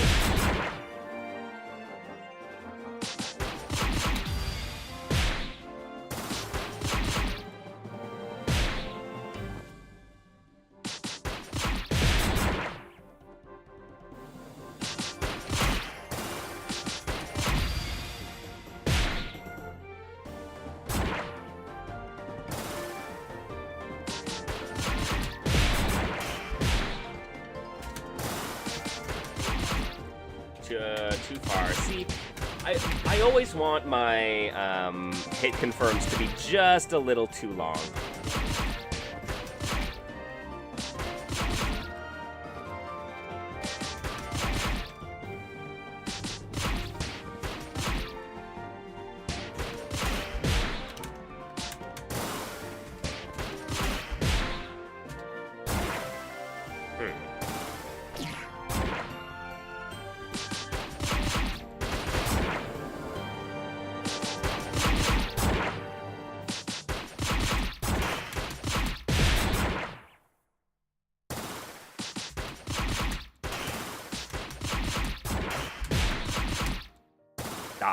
Airborne.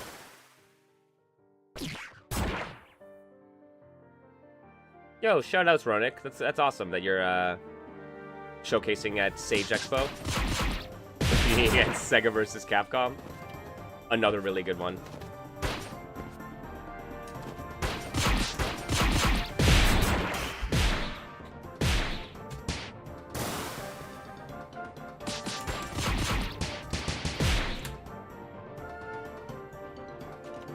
Yo, all good, man. Appreciate you coming through and checking out the stream here, man. I gotta say, for those who haven't, I mean, and in fairness, you may not have had a chance to try out Netcode Warriors, but it is so good, guys. Much in the way that Combo Devils for me is like, hey, this is the platform fighter that makes sense for my 2D fighter brain. Netcode Warriors is the game that, like, it's the arena fighter that makes sense for my 2D fighter brain. Once I started, like, actually sitting down and playing that game, it was one of the few games that I actually had a moment to actually go into a bit at the event. And I was like, I just started getting it, man. Those, like, the launch and re-jump combos just felt right. The 3D movement wasn't overwhelming, but it felt like I could do some interesting stuff with it. Yo, it's really shaping up.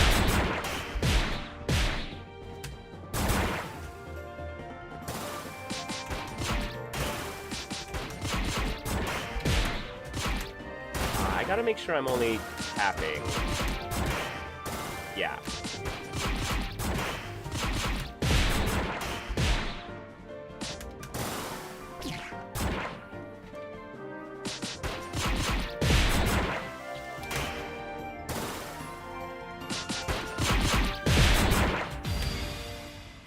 Okay, so yeah, we do have aerial gun. I mean, that air super feels a little bit Noel Vermillion to me.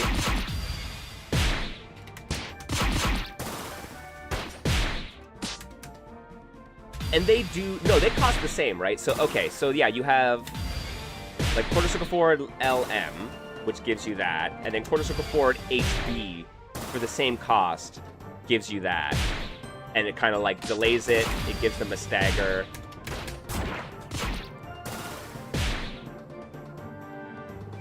I mean, in the corner I probably can. Yeah.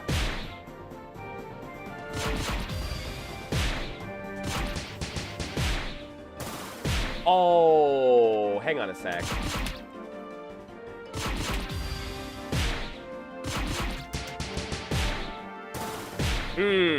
Not quite.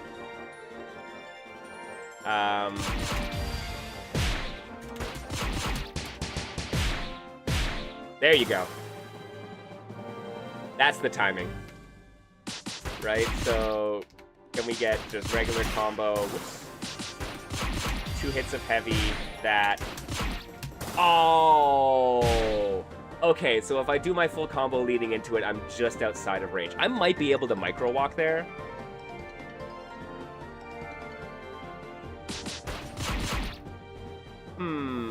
Oh, wait a sec.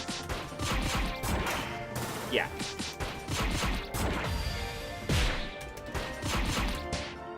Oh, okay, no, that's it. I just gotta use the special to get me in closer. And then go into super. Crouch B, stand heavy, forward heavy. Yes! Oh, that's my kind of combo. Alright. There is, I don't know, man. There is something about a super that lets you tag someone for a later explosion. That delayed gratification super is mwah. Yes, Blaze. Everyone should be going and wishlisting this game on Steam. And all of the other ones. Let me... I'm just going to remind, yo, there is a quick and easy list here, friends. You can just click right there. And check out all the games that were in the Indie Dev Gallery. And go wishlist them all, please.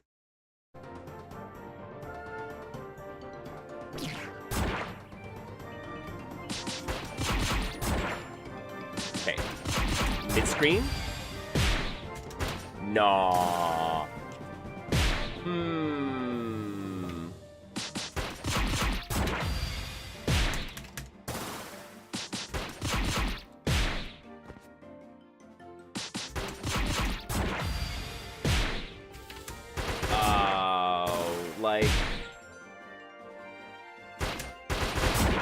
That doesn't connect, does it?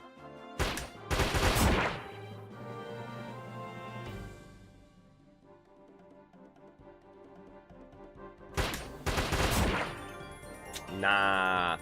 I think you need a... Yeah, you need the heavy. Even that. First hit will connect. But if you're too close... Oh, that's funky. Okay. Yeah, Goodly. Rush, honestly, so amazing in such a short period of time. Guys, they have their Kickstarter running right now, actually. So please make sure to go support it. They're basically trying to just get enough runway so that they can build the Steam Early Access version.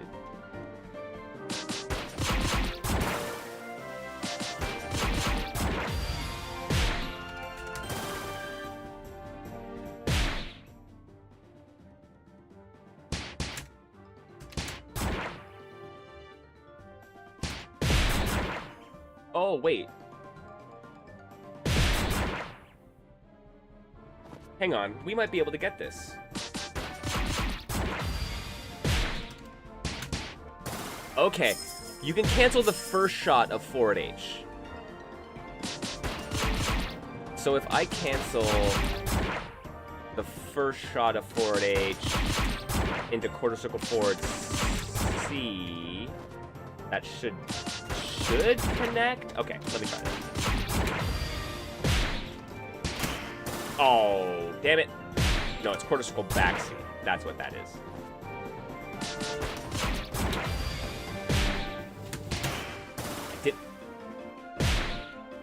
Yo, Ronik, like, even if you don't live in the US, you can still participate in the indie dev gallery. It might be more difficult because travel is more difficult and more expensive. 100%, I understand that.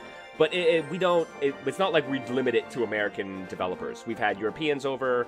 I've been trying to get some Latin American folks, some LatAm folks to be able to come out. It just hasn't worked out yet. But yeah, don't think that you're not allowed. Oh, too far away. That would be so perfect, though.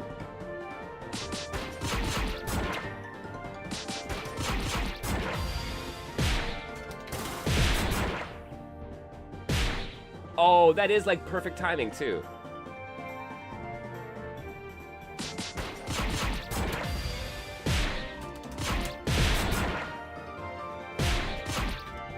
Okay.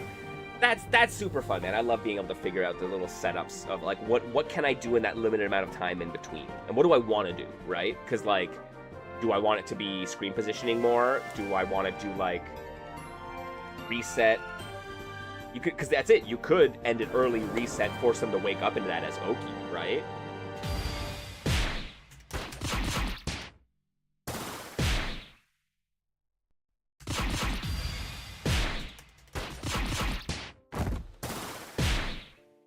Yeah, that's good timing too.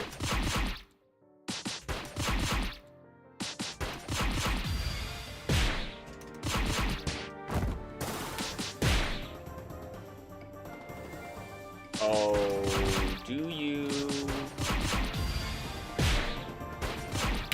Oh, too far for that? Okay, I can just go into... I'd probably just go into crouch B. Break. And then does that. And then you do have enough time to get in for a throw.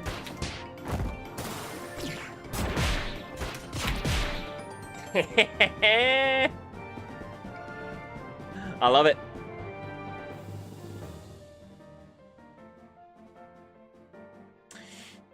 Yo, I don't know, bro. That's the thing.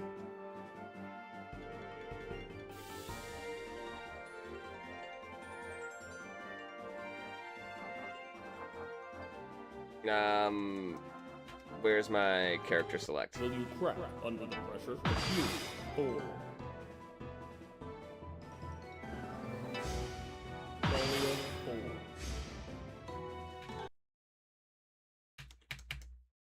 Achilles feels like the weirder of the two. But there is 100% a lot of depth to get down. So I mean, actually, maybe not. Now that I'm thinking about it, maybe not. If only because of this. So, okay, so Achilles has a fireball. They have this little rush attack. Right, they have dragon punches. All pretty standard. On quarter circle back, light and medium, you have these two different arcs launches. Right? And then you have quarter circle back in the air, light, medium, and heavy, which all act a little bit differently. But you don't have a straight launcher.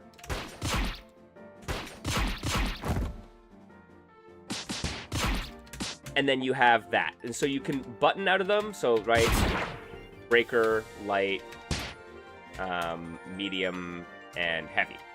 And then you have different angles. So, like, I feel, just at a base level, I feel like so much of their kit is more around the schmicks, and it's like, if you don't understand what's going on, it can be, it could be a little challenging to figure out why I'm doing this right or not, right? You just press Kai Sin buttons for Achilles. And there's some cool stuff. So you can see, right, I can do my ABC into that. If I space it as a tipper, I get a stagger. So all of the spear moves, is my understanding, have a, like, sweet spot. And you can see they go purple a little, and you get a slightly different effect. So that's full knockdown. I believe those are different knockdowns. Yeah.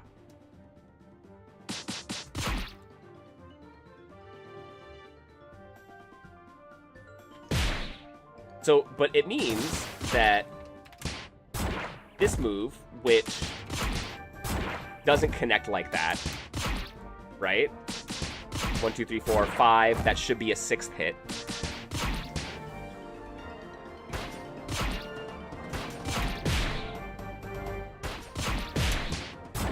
Doesn't connect. Off of this, or is it just when it's spaced?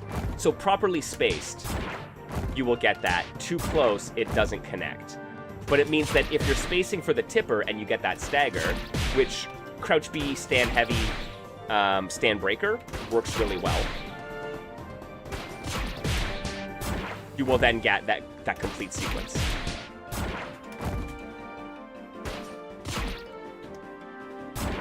Other really cool thing, so we have these fireballs, quarter circle forward light, quarter circle forward breaker. If you do quarter circle forward breaker light, you can get these, you can get different variations. So breaker gives you 2 waves. Breaker light properly timed gives you that.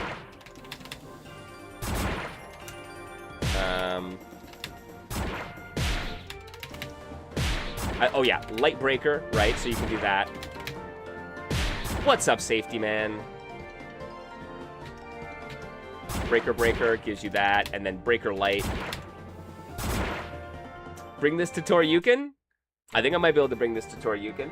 I need to touch base with you, actually, because I was talking to Starcutter, the developer of Among Us Arena, as well as Blue Blood Arena. And they are... I'm going to bring them out to Toryuken at the end of the month. So I'm just going to need to steal a monitor and maybe a table. Even just a table. I don't even need the monitor. I'll bring laptops. And I want to bring out Blue Blood Arena and Starcutter, because if a fellow Canadian, they're nearby, we can do this. And I think the Toronto folks would very much enjoy this as well.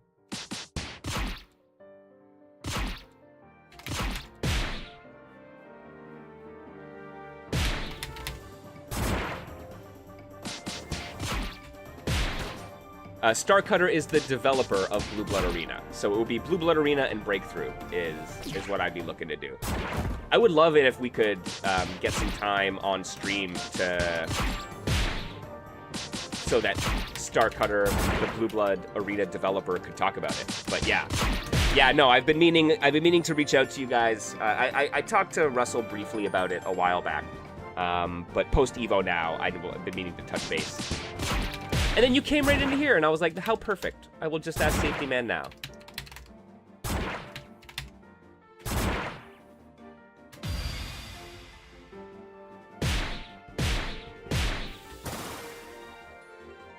Okay, Achilles, another really cool thing. So we have our shmup here. You can get different reactions based on where you hit them. So you can bounce them back, you can bounce them forward, you can shoot them back, right? So there are different, you can get a crumple, and then you can get a big spin out. So, yo, Ryan, I don't know if you're still here. Can you get crumple, big spin, big spin? Because I know off of the big spin,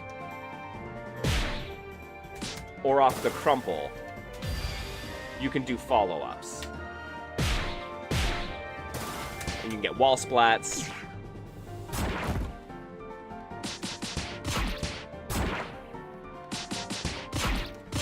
Okay, so there's just a sweet spot on center mass, and it's not that you're limited to one per combo, right? So you can get crumple from their sweet spot, and I could get another sweet spot.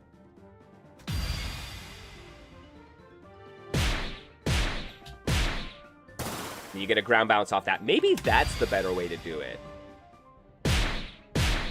Fly. See, because, yeah, that's what I want to do, right? You want...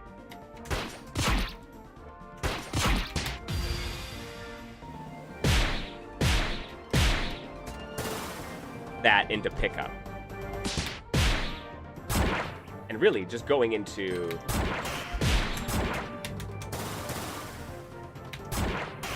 rapid cancel.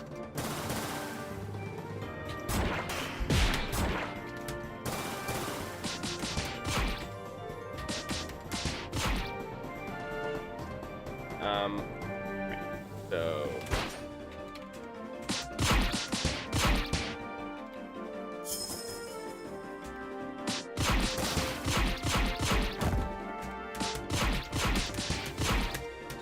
I will say, guys, okay, do you want to know what layer 1 of Achilles is, though? From just starting position, do the medium launch.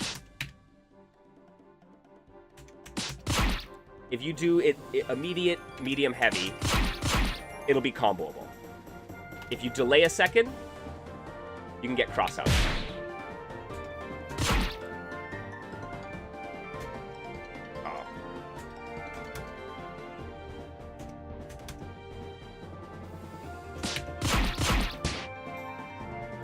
And then from there, it's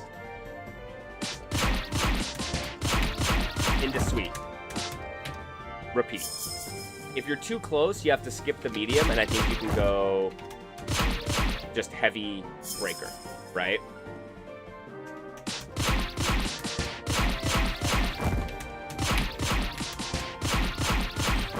Far enough away, light, medium, heavy. Like, that is your absolute layer 1, and like, if somebody doesn't know...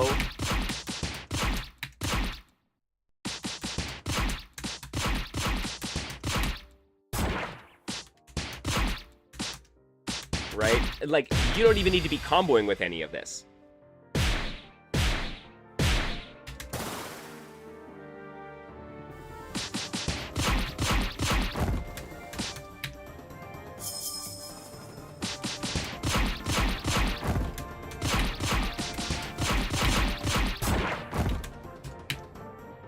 And then, yeah, if you get really close, you can then use your, or even further away, you can change your angle and your speeds and, like, timing using the light launch.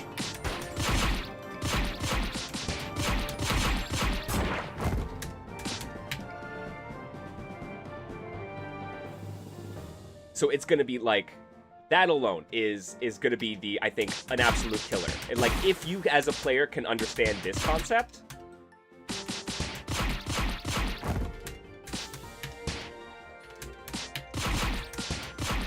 Oh, that better? Medium, 2 hits of heavy.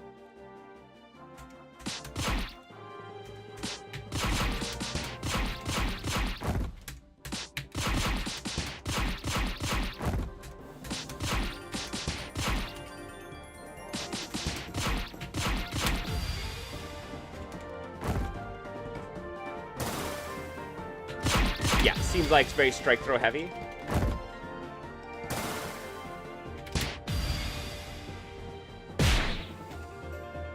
Definitely see it. Got nice range on this character though, man. Like, that is hella cool. I love that. And even from, like, max range, like, even if that kick doesn't hit, if you get the stagger, you will still get the slash that works.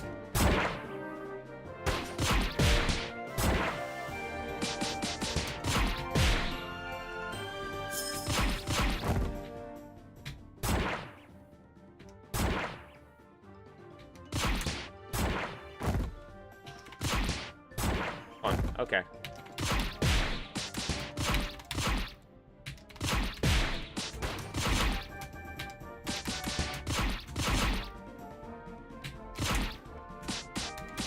Yeah. There's gonna be, man, there's so many great bullshit anime games. I love it.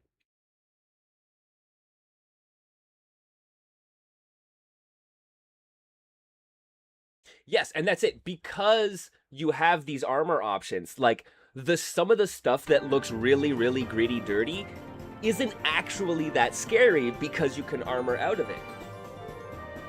But then you're like, oh, I can pierce/shatter that. So that becomes the mind game of, right? Like, it's the core of the do I invincible move on wake up. Where I'm like, it's not my turn, but I have armor, so it is my turn.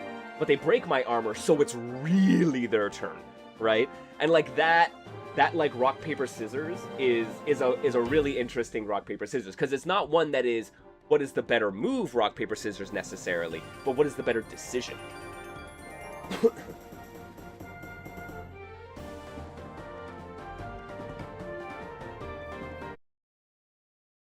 All right, yo, this is what we're gonna do.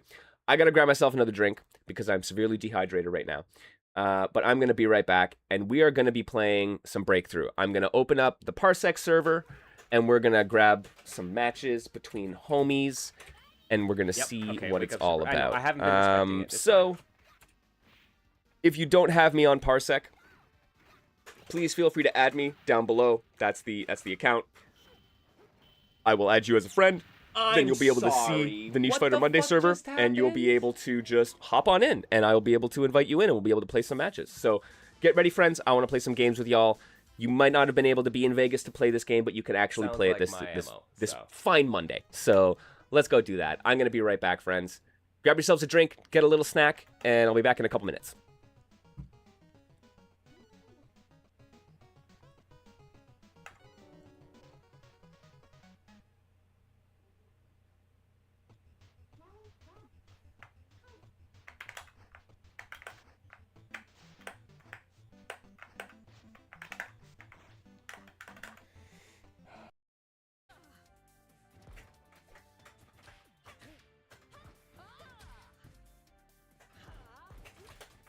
Nice, yeah.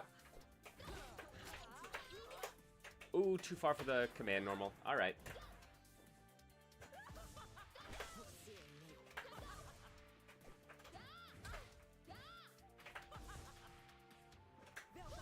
Ooh, no anti-air for me. I should have gone heavy.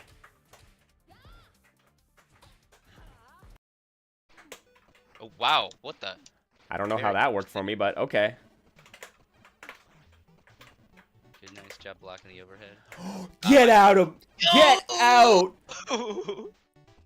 No, I'm walking away. I'm walking away. I don't like it. I don't like fucking any of it. I don't give a shit. Then you will die. Yo, oh my god. You just got boss charactered, bro. Dumb uppercut, right? Mm-hmm.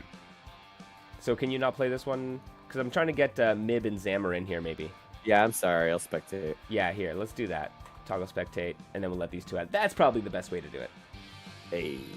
Although anti-airs are kind of just garbage in this game.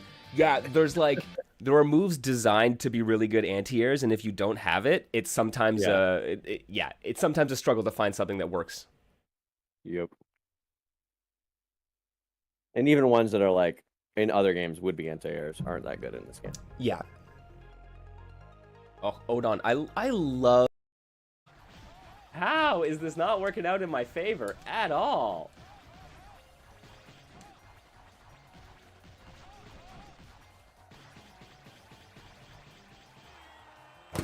Come on! I finally get a fucking breakaway?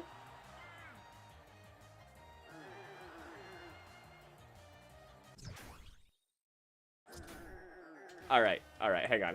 I gotta go figure something out in fucking training mode here for a second. Like, be not, like, just that's fair. being That's introduced. I just don't want to do the game any disservice, that's all. So I'm No. gonna do my best to be respectful of the community and commentary myself.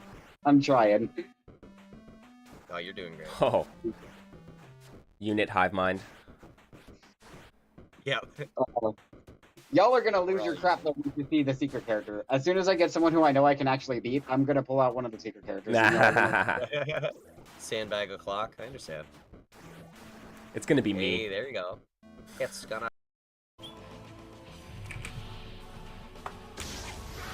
Oh my. Oh my, this is so cursed. Of course she's stunned.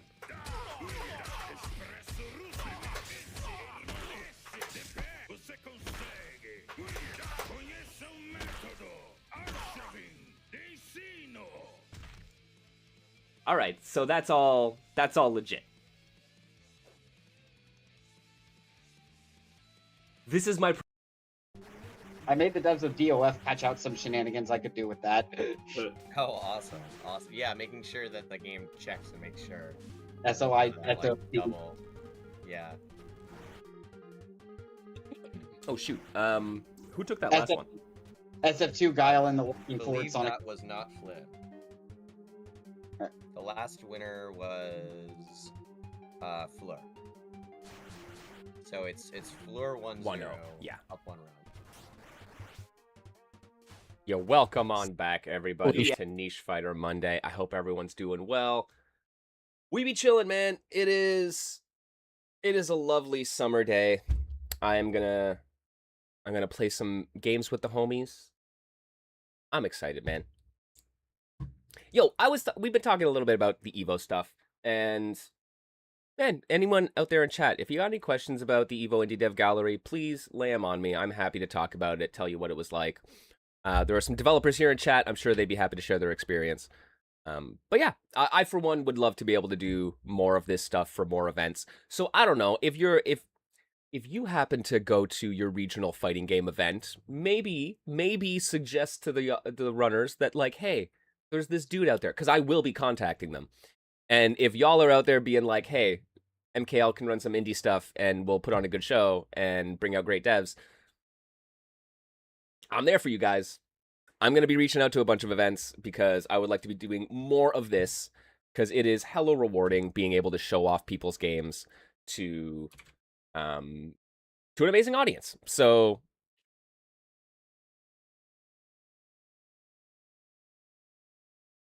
that is what I want to do more of. I just want to be able to travel the world showing off indie dev games. That's what it's all about.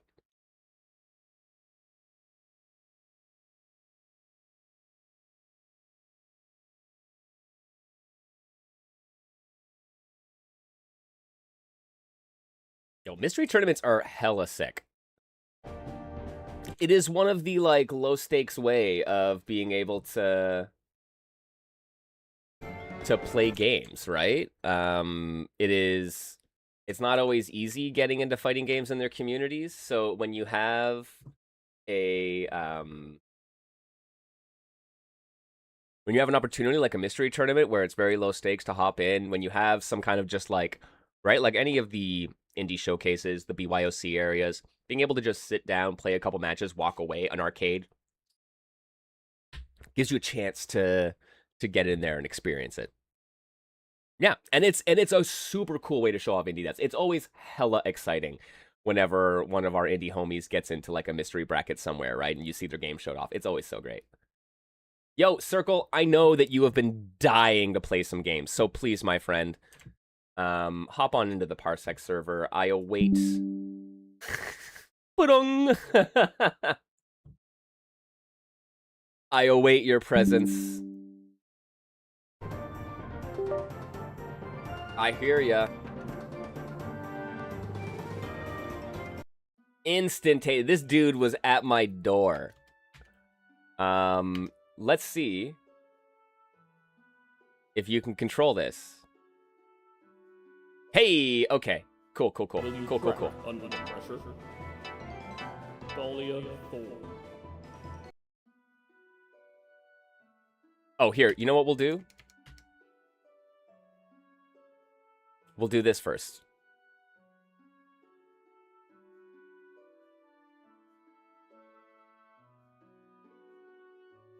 The all-important taunt button, which frankly I have not been using enough of.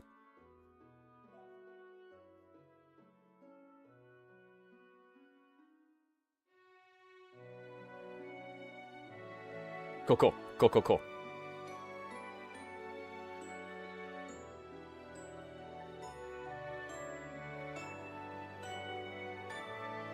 There we go.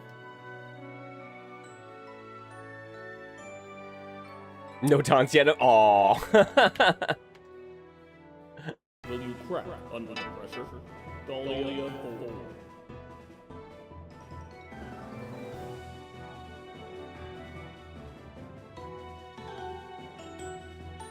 I really need a pink outfit for Dahlia, I gotta say.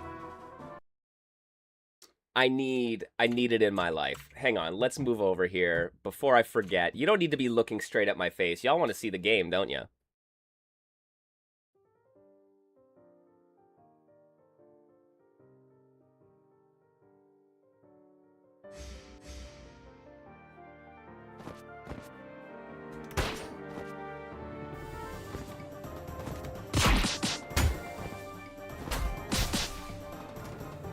Oh, that's funny. So the armor is so much more apparent on the red and black outfit. This is like, it's the secret tech. You choose a blue colored character outfit so that no one can tell when it's armored.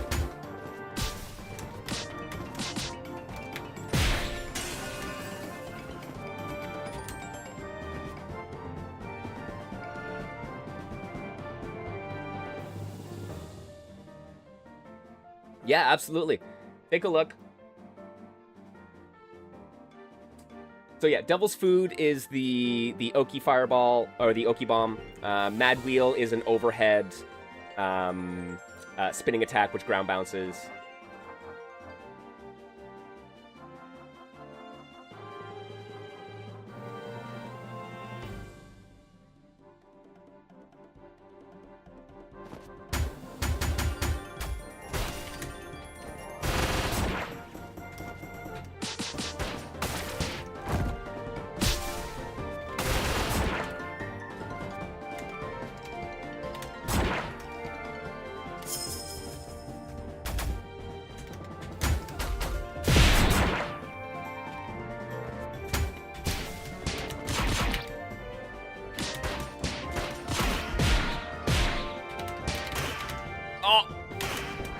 I meant to super, but I didn't have the bar. All right.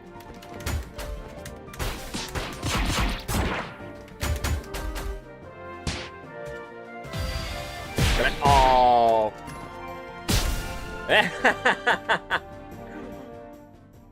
Just barely.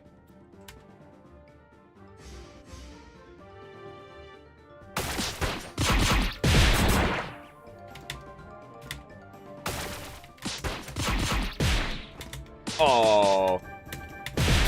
The Gatling on lights as just a check is oh so important.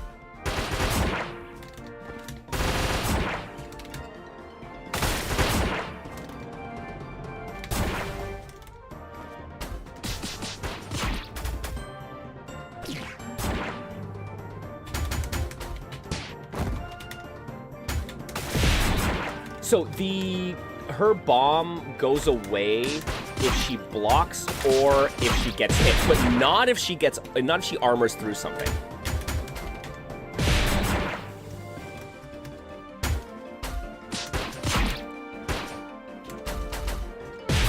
Oh, you can duck that. Okay. Noted, it's not just a free block string.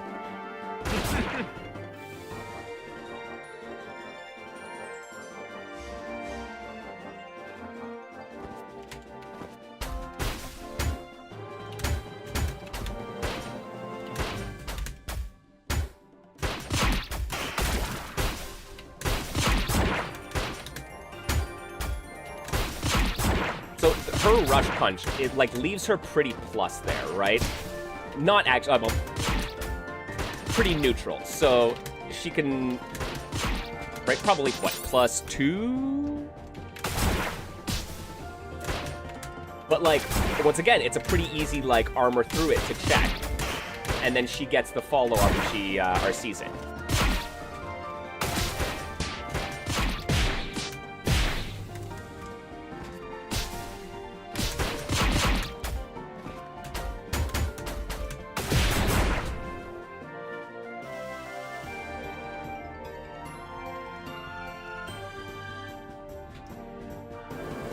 Okay, and then I do kind of want to show off the like burnout mode, basically.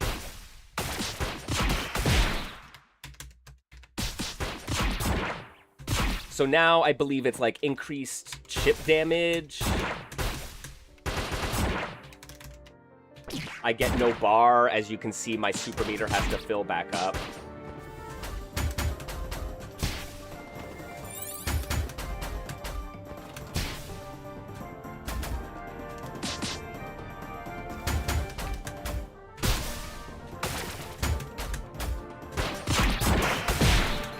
Oh, I should have... Oh, see, I spent it all.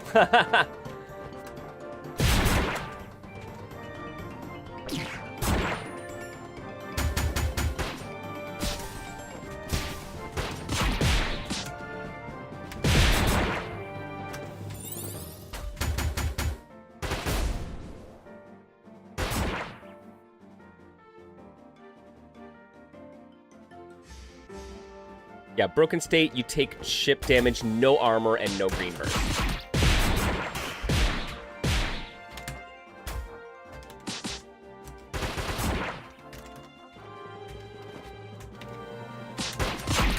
Oh, I gotta wait for the second hit of stand heavy for quarter circle forward, or quarter circle back C to connect.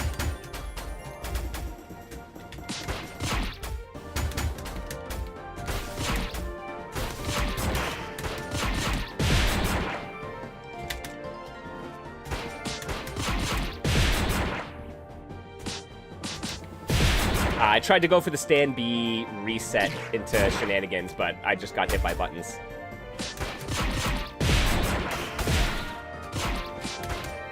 Oh. Good reversal. Right? Since the quarter circle forward B is just the one hit, you can relatively easily armor through it.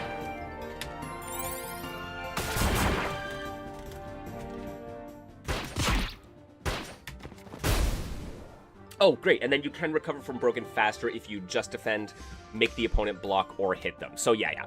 Either good, like, good defense or, like, advanced defense / controlling offense gets you out of it faster. Okay, dash in B. Oh, man, I love her stand B, guys. Can we talk about that little turnaround, and the fact that that's armored? There you go. I do that all day.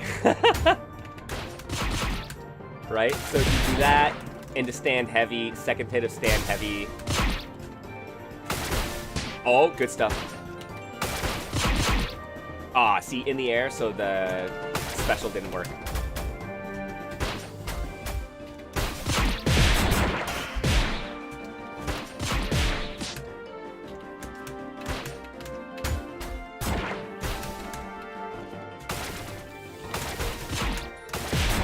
Nice!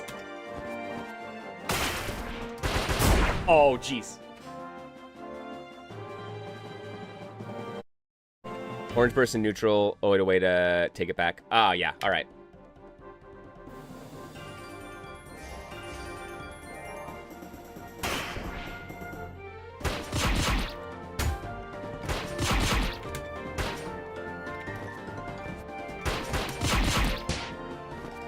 Should just do that sometimes.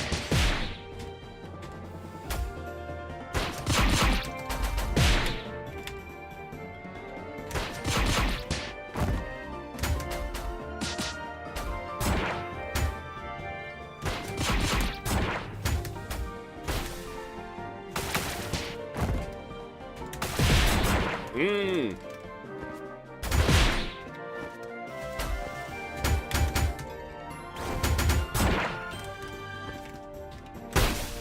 Hit. Nice.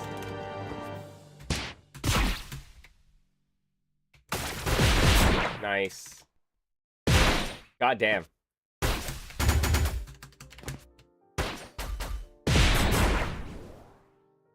Okay, I need to be using my supers more.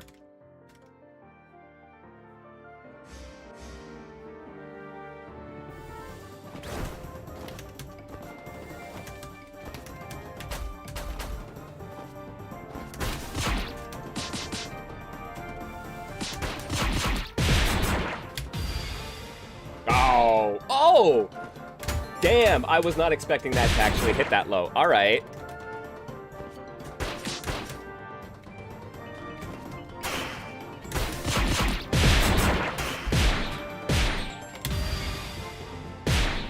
Oh, too far? Too far for the frickin' animation? Okay.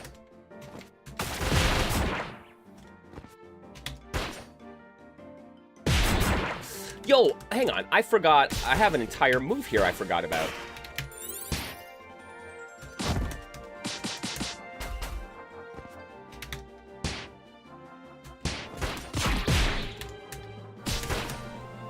Oh, I should have gone for the sweep.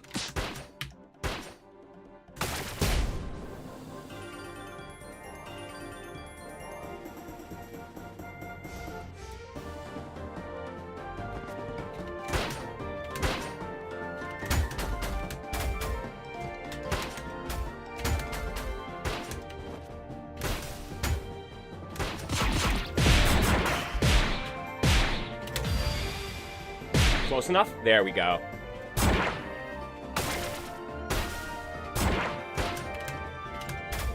Oh, damn.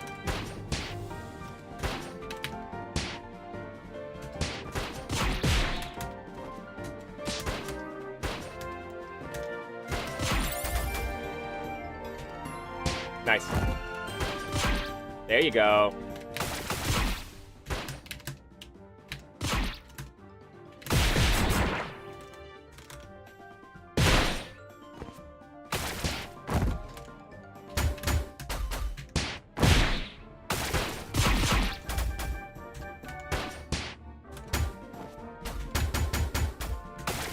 Nice, nice. Yeah, dash in, command grab is actually hella sick. But like, I'm gonna check their command grab. No, you're not, it's armored. Deal with it.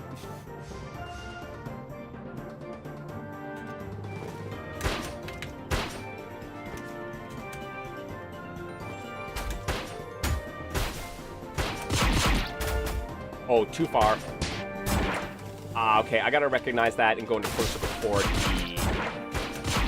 And then I can challenge like that. And then go into that.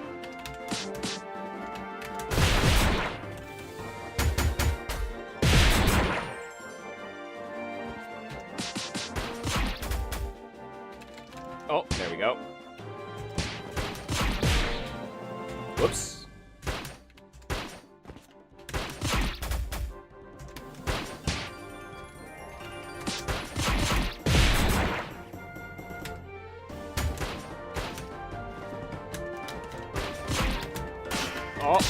Oh, goddamn. I just want to... Don't let up.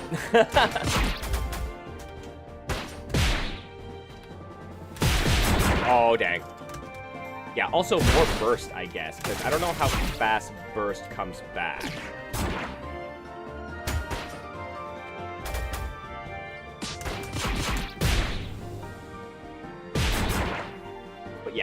Okay, okay.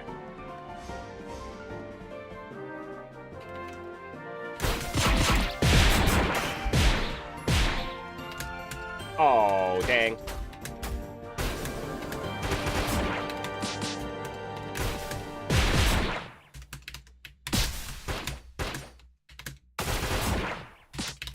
Oh. Yeah, I gotta stop getting hit with that.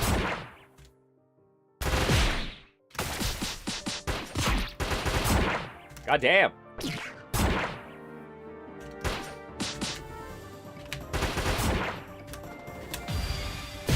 May I? Just defend. Oh, nice.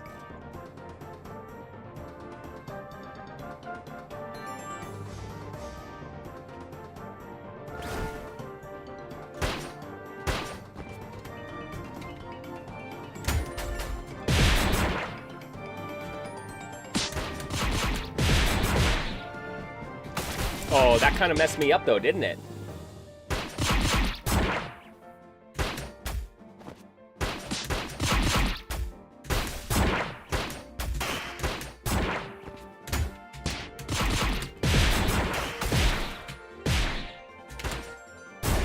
Yeah. I should have gone into spin to win. Okay, maybe that's what I do. I go to spin to win.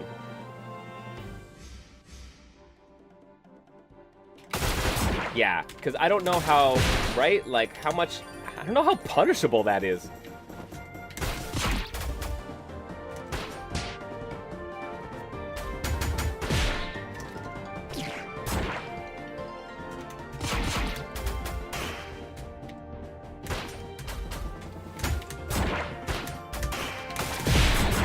Good stuff.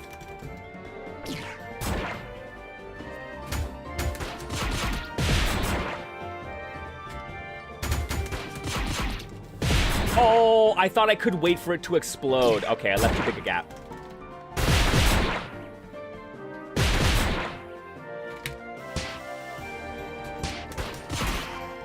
Oh, I meant to do the other RC. Oh, right. Okay, and her Oki apple actually has different angles you can throw it at.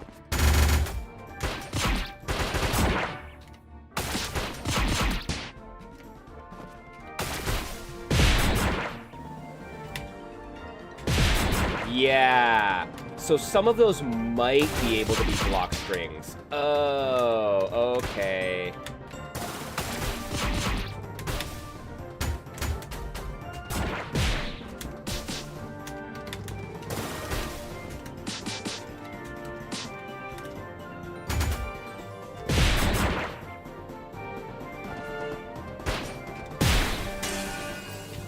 Oh! I see what you mean now, where you want it to be more legit. Okay.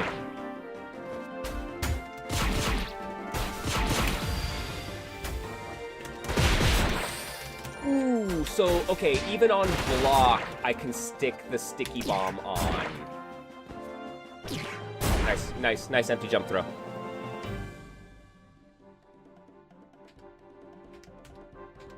I get it. I get it.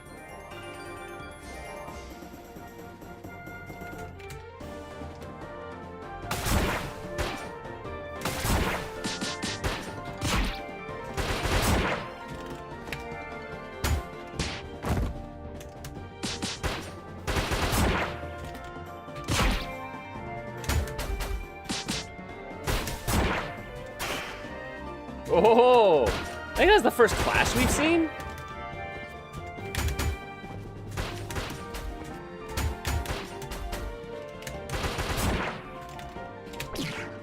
Nice.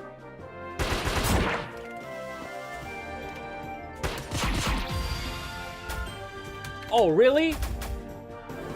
Blow up. Oh.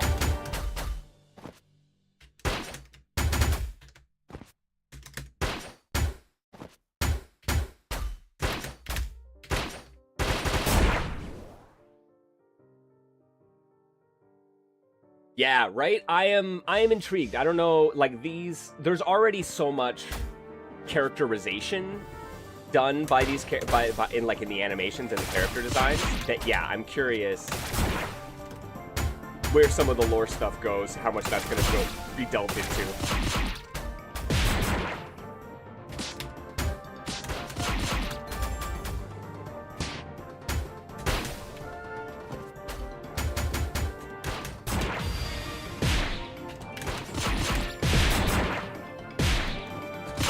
Oh, God, that was almost so sick. I probably should have gone for Charge Breaker. Yeah, like that. And now you're broken. You can't armor. You'll take chip. All right.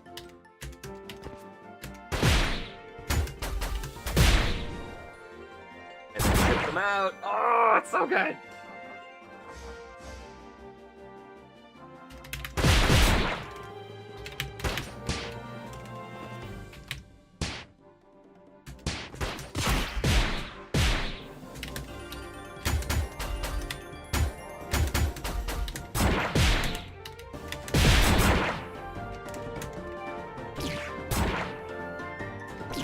Oh.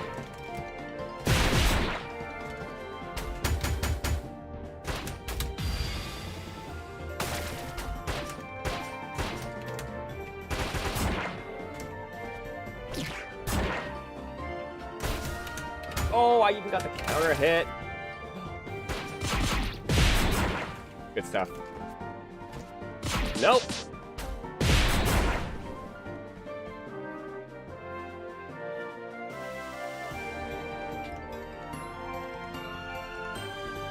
Will you crack on Natalia Achilles 4?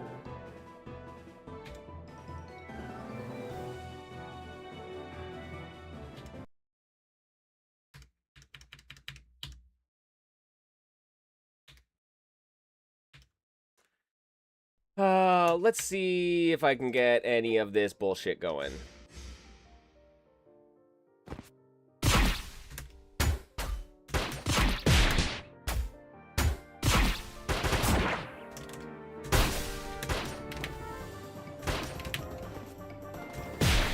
Nice.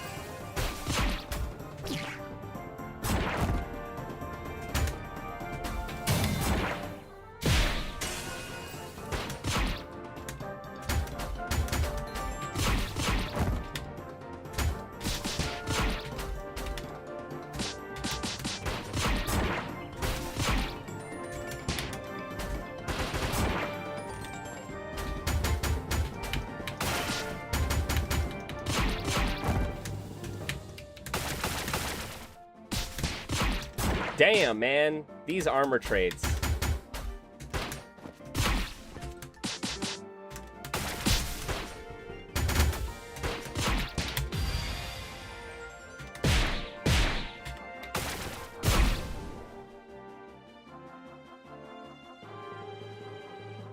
Oh, right. Man, there was a whole bunch of shit about Achilles we did not actually go over yet.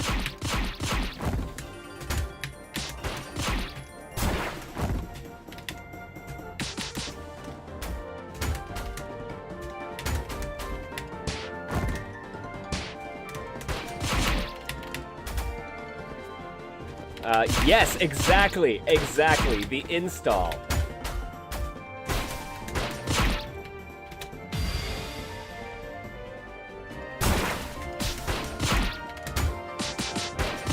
So the install gives Achilles not only improved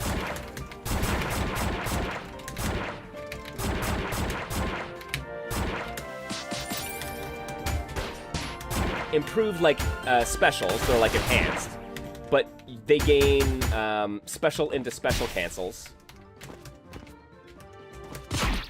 and also access to a new super.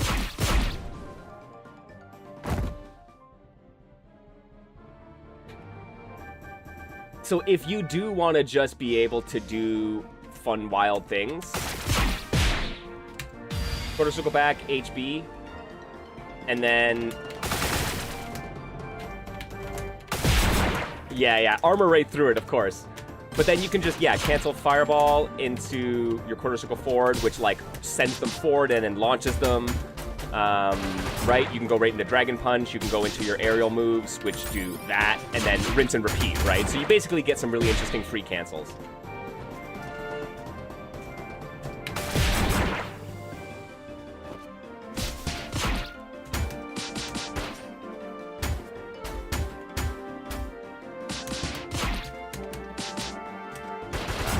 Too far. Yep. Get poked through.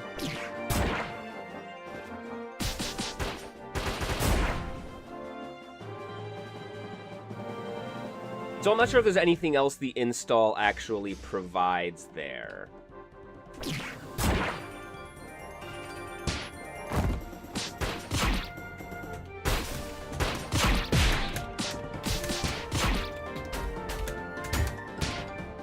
Okay, should I just go heavy? Yeah, I should.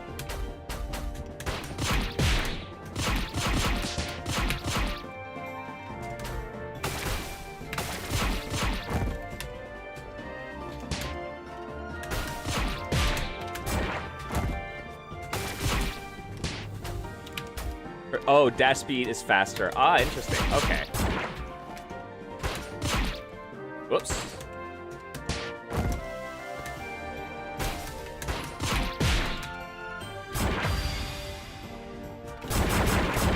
Whoa! Okay, that was kind of fun.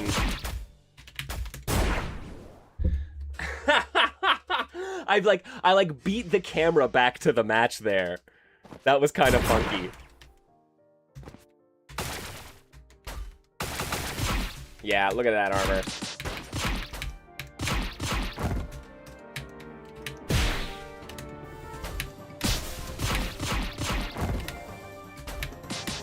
Oh, too low.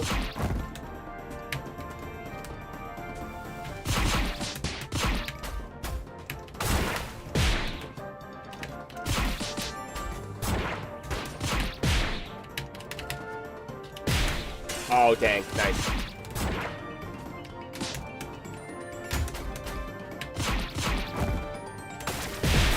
Nice.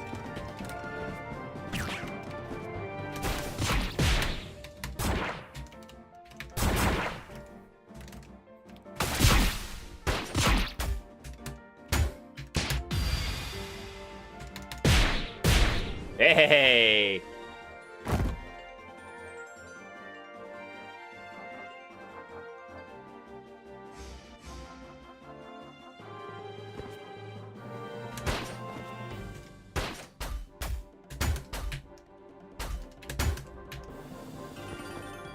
Oh, okay.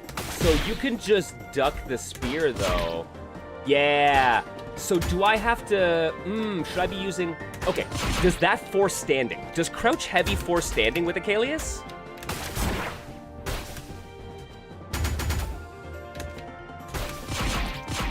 Ooh, I don't know if it does.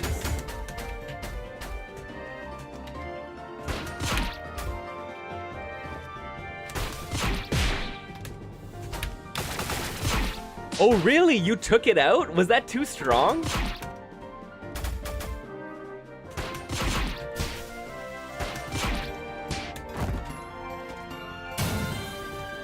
Oh, damn. Resolute. Okay. So you get the Yomi.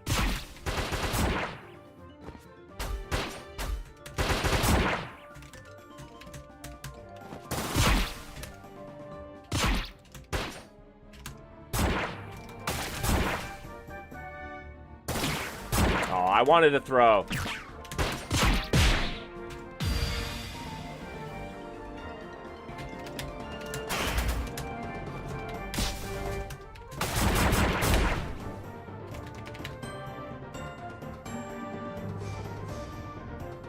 As soon as I was like, oh shit, that doesn't put them standing, it made sense. Like, that is a move that, like, in hindsight, you're like, oh yeah, that was designed to, it feels like it was designed to force standing.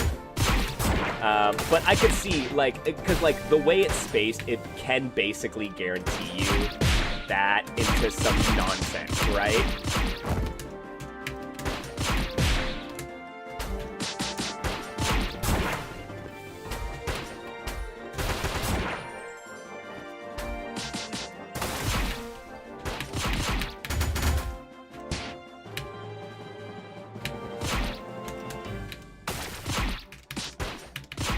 Yeah, he'd just get full combo on any hit. No, 100%. So like, yeah, I understand why that got removed.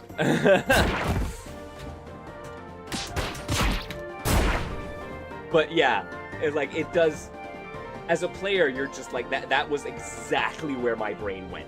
It went directly to, oh, that's fine, I can force stand, and then was like, no. If I'm allowed to do that, that becomes a problem very quickly, right? And like, I'm still getting a lot of mileage out, whoops, didn't mean to burst, out of that.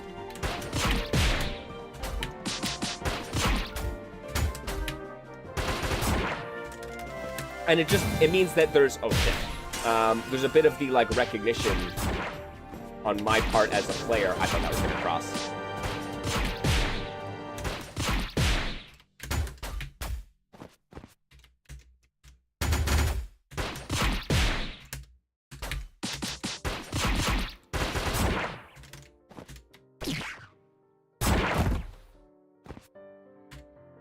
Oh, dang.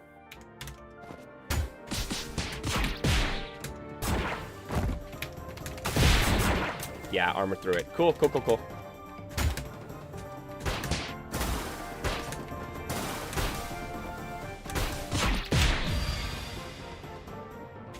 Oh! Oh, I thought I had it! I thought I had the combo off the gunshot. All right.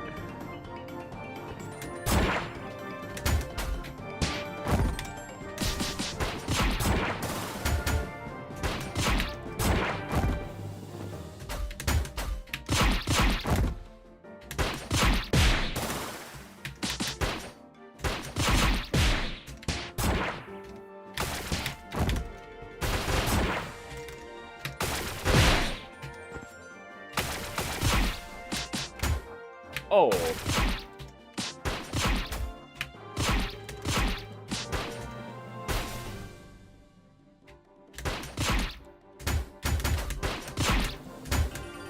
Oh, come on now. Where's my cross up?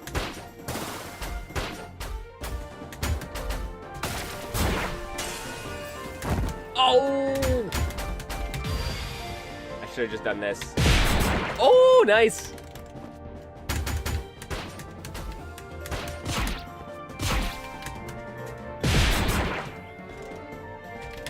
Oh, no. Bad bursts.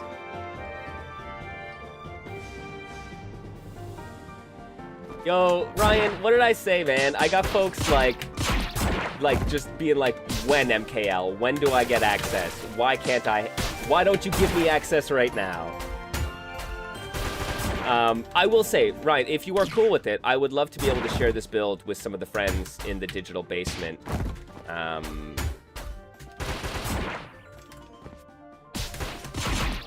I know Circle here is like, yes, I will. They said they wanted to.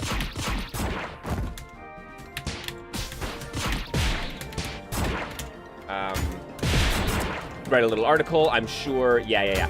Send an email to them and they'll be able to hook you up.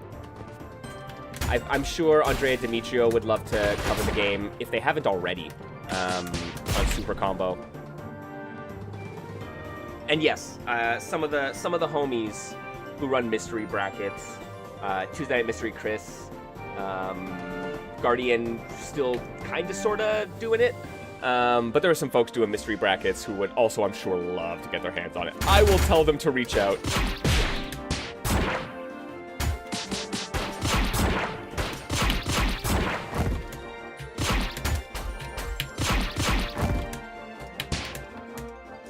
Yeah, for sure. Yeah, if y'all are willing to drop me an update, you know I'm happy to play with the most updated build. I'm glad that folks got some really good feedback from Evo as well. I know like Magamuff and Burning Souls was talking about like just like coming up with like just a big list of like these are high priority and low priority changes, right? Some of them pretty major, some of them pretty minor. A lot of things really good to think about for the future builds, right?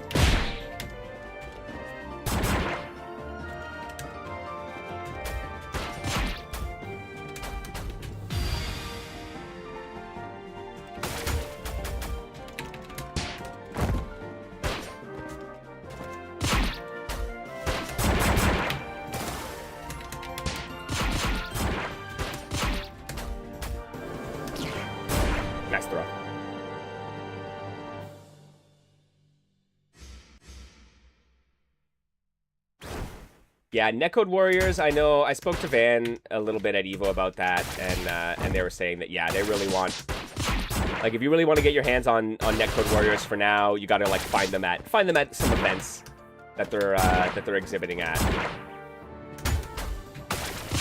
Which is unfortunate, but hopefully folks can. But, because I understand why folks might want to be like, hey, I'm gonna keep this.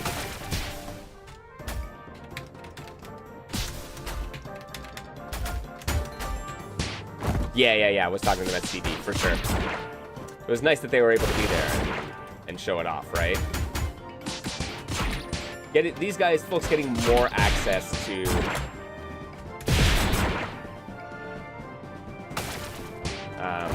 whatchamacallit, more access to more events to show this off is going to make a big difference.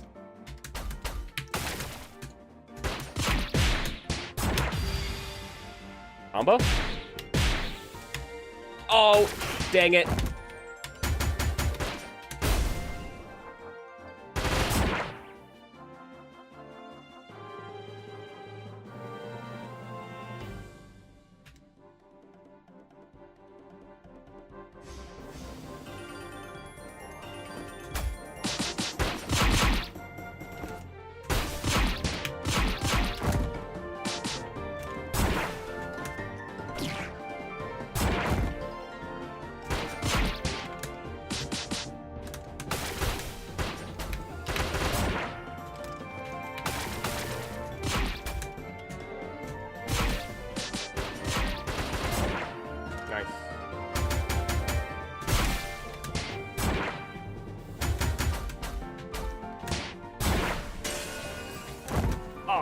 Once again, I gotta figure out what I need to be getting off of that.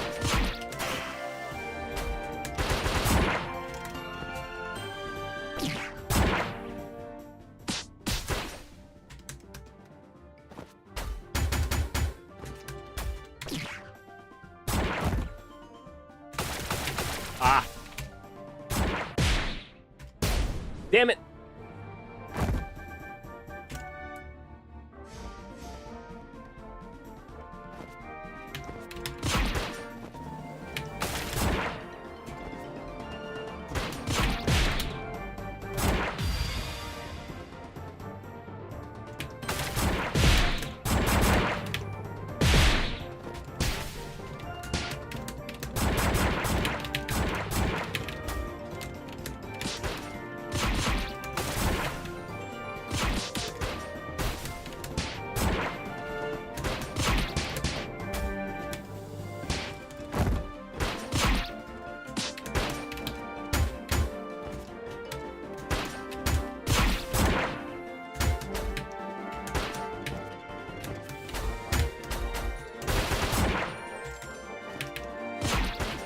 Really, thank you, don't want to spend any of my bar, so...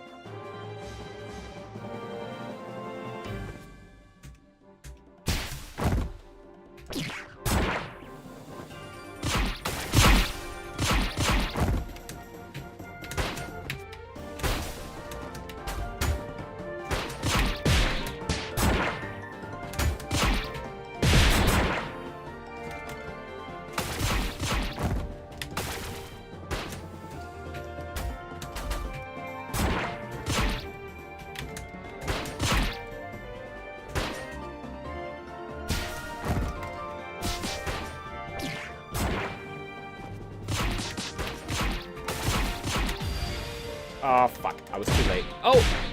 No, I wasn't!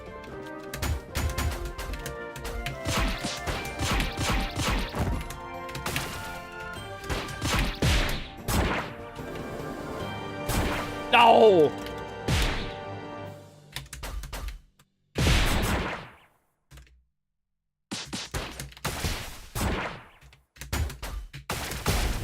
Gotcha.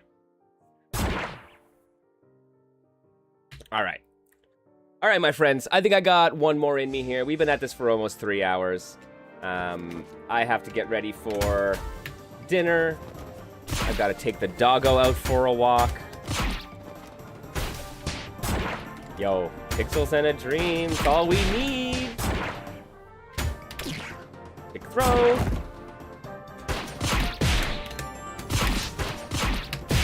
Oh, I pressed a button into the burst.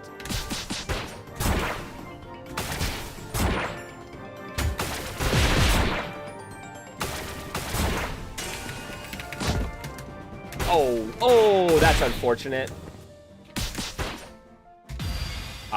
You know.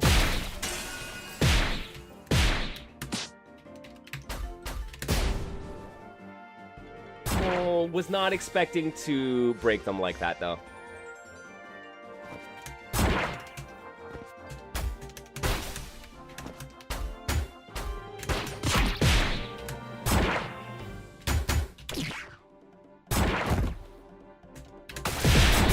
Nice.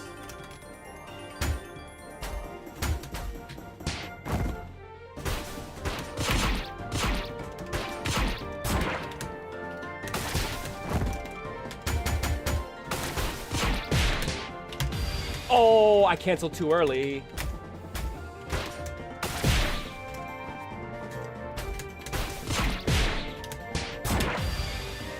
I got it that time.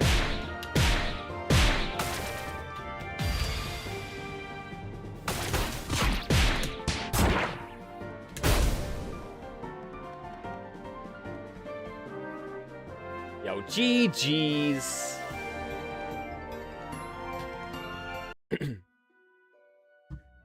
Thank you so much for the games.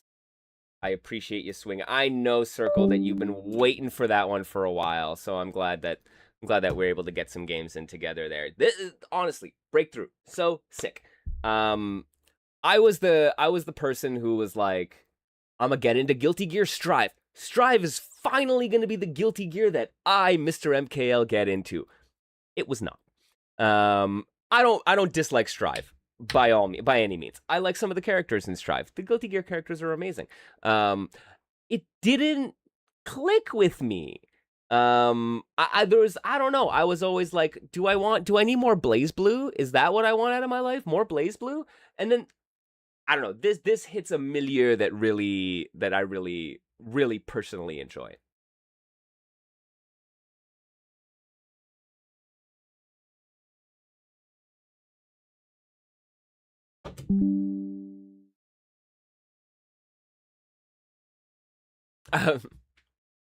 I see you, J. Cool. Yo, I gotta call it for the day, unfortunately. I appreciate y'all wanting to come through and play some more matches. We will be playing more. Perhaps the folks at Shatterpoint will be sending us a new build of this game in due time, and we'll be able to run. Are we running a bracket? Oh, man. We haven't run a bracket in the basement in a while. All right. All right. I'm gonna talk to Ryan. I'm gonna talk to the Shatterpoint team, and maybe we'll do something fun here in the basement. I would love to do that. I'm gonna reach out to them, and y'all should as well. If you're running some mystery brackets, if you want to talk about this game, write about this game, reach out to the team. They're saying they're going to be getting more publicly active as time goes on, which I am very excited about because I want to see more characters. I want to see more stages. I want to see more nonsense. Oh my God, there is so much nonsense. There is something about the armor system. Like, you will see people constantly get hype for clashes or good use of armor or guard breaks, right? These are hype moments in fighting games. And so just having your entire conceit be, there's a whole ton of armor in this game and you can use them in different ways, and that's going to be part of your RPS, and seeing the way this works, right? Like, the fact that I'm like, oh, like, initially when I was thinking about this game, I was like, oh, some of the Oki options Dahlia has are really good, and I don't know how you beat that. But the answer is armor, right? Like, you could invalidate so many strategies simply by virtue of the fact that you have all this armor. You can negate so many defensive options on approach because dashing grants you armor. But that means that there's this whole other layer of suddenly throws become good. Armored command grab is fucked. Yes. I am gonna dash 3/4 of the screen at you and go scoop. It's so good. It's so good, right? But this is it. Once you know what your pierce moves and your shatter moves are, like that becomes way less of a threat. Like it's not as it's still fucked up.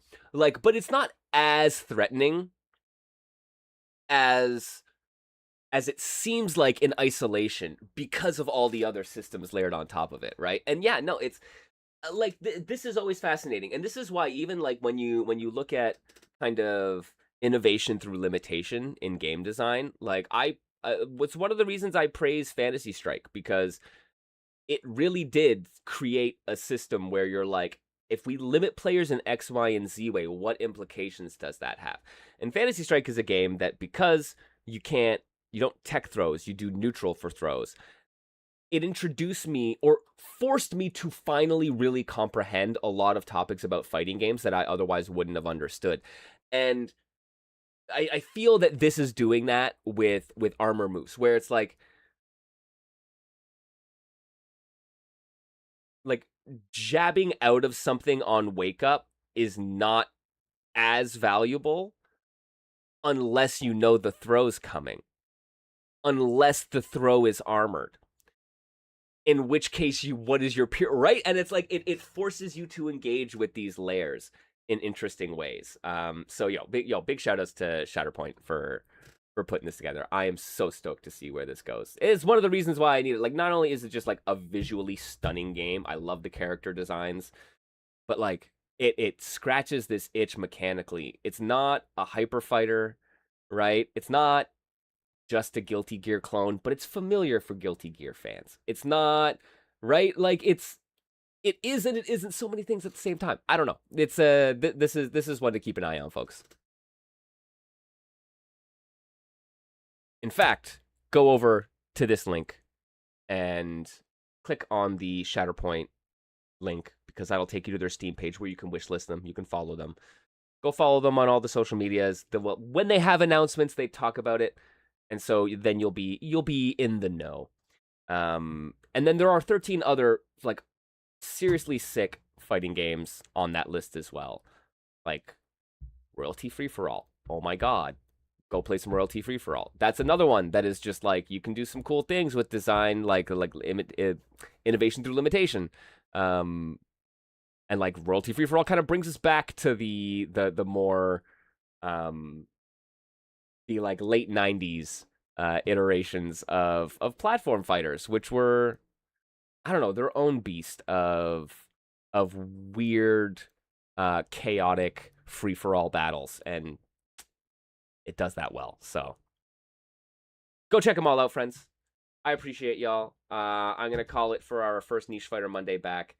I thank you all for joining me here in the basement. As always, man, it's always great seeing folks roll through. I love making new friends. I love building this community, and I love that y'all are in here making it a better place. So I appreciate you. If you like what we do and you want to see more of it, tell all your friends about the Digital Basement and Niche Fighter Monday. If you got a few bucks on hands, man, there's a Patreon there. Get you access to some cool exclusive stuff. I give ad block absolution. If you feel any sort of guilt over using an ad blocker, don't, in general, but especially not if you toss a couple bucks my way in the Patreon. That helps us keep the lights on. You're welcome.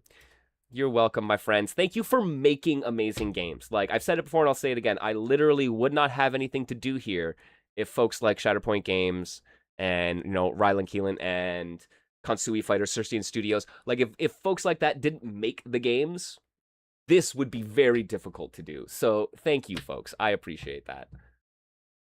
Yeah, I know the game's wild. Check it out. Come on into the Digital Basement Discord, and we will talk about it, and maybe even get a chance to Discrod. I keep calling it Discrod. Join the Discord, and we'll play some games, man. We'll play a bunch of them. It'll be amazing. Friends, be kind to yourselves out there. Be kind to each other. Don't take it too hard on yourselves. The world's a weird and messed up place, but we can make it a little bit better for each other. So that's what we're aiming to do. Stay safe, everyone. I will catch you next time here in the basement. Until then, adios.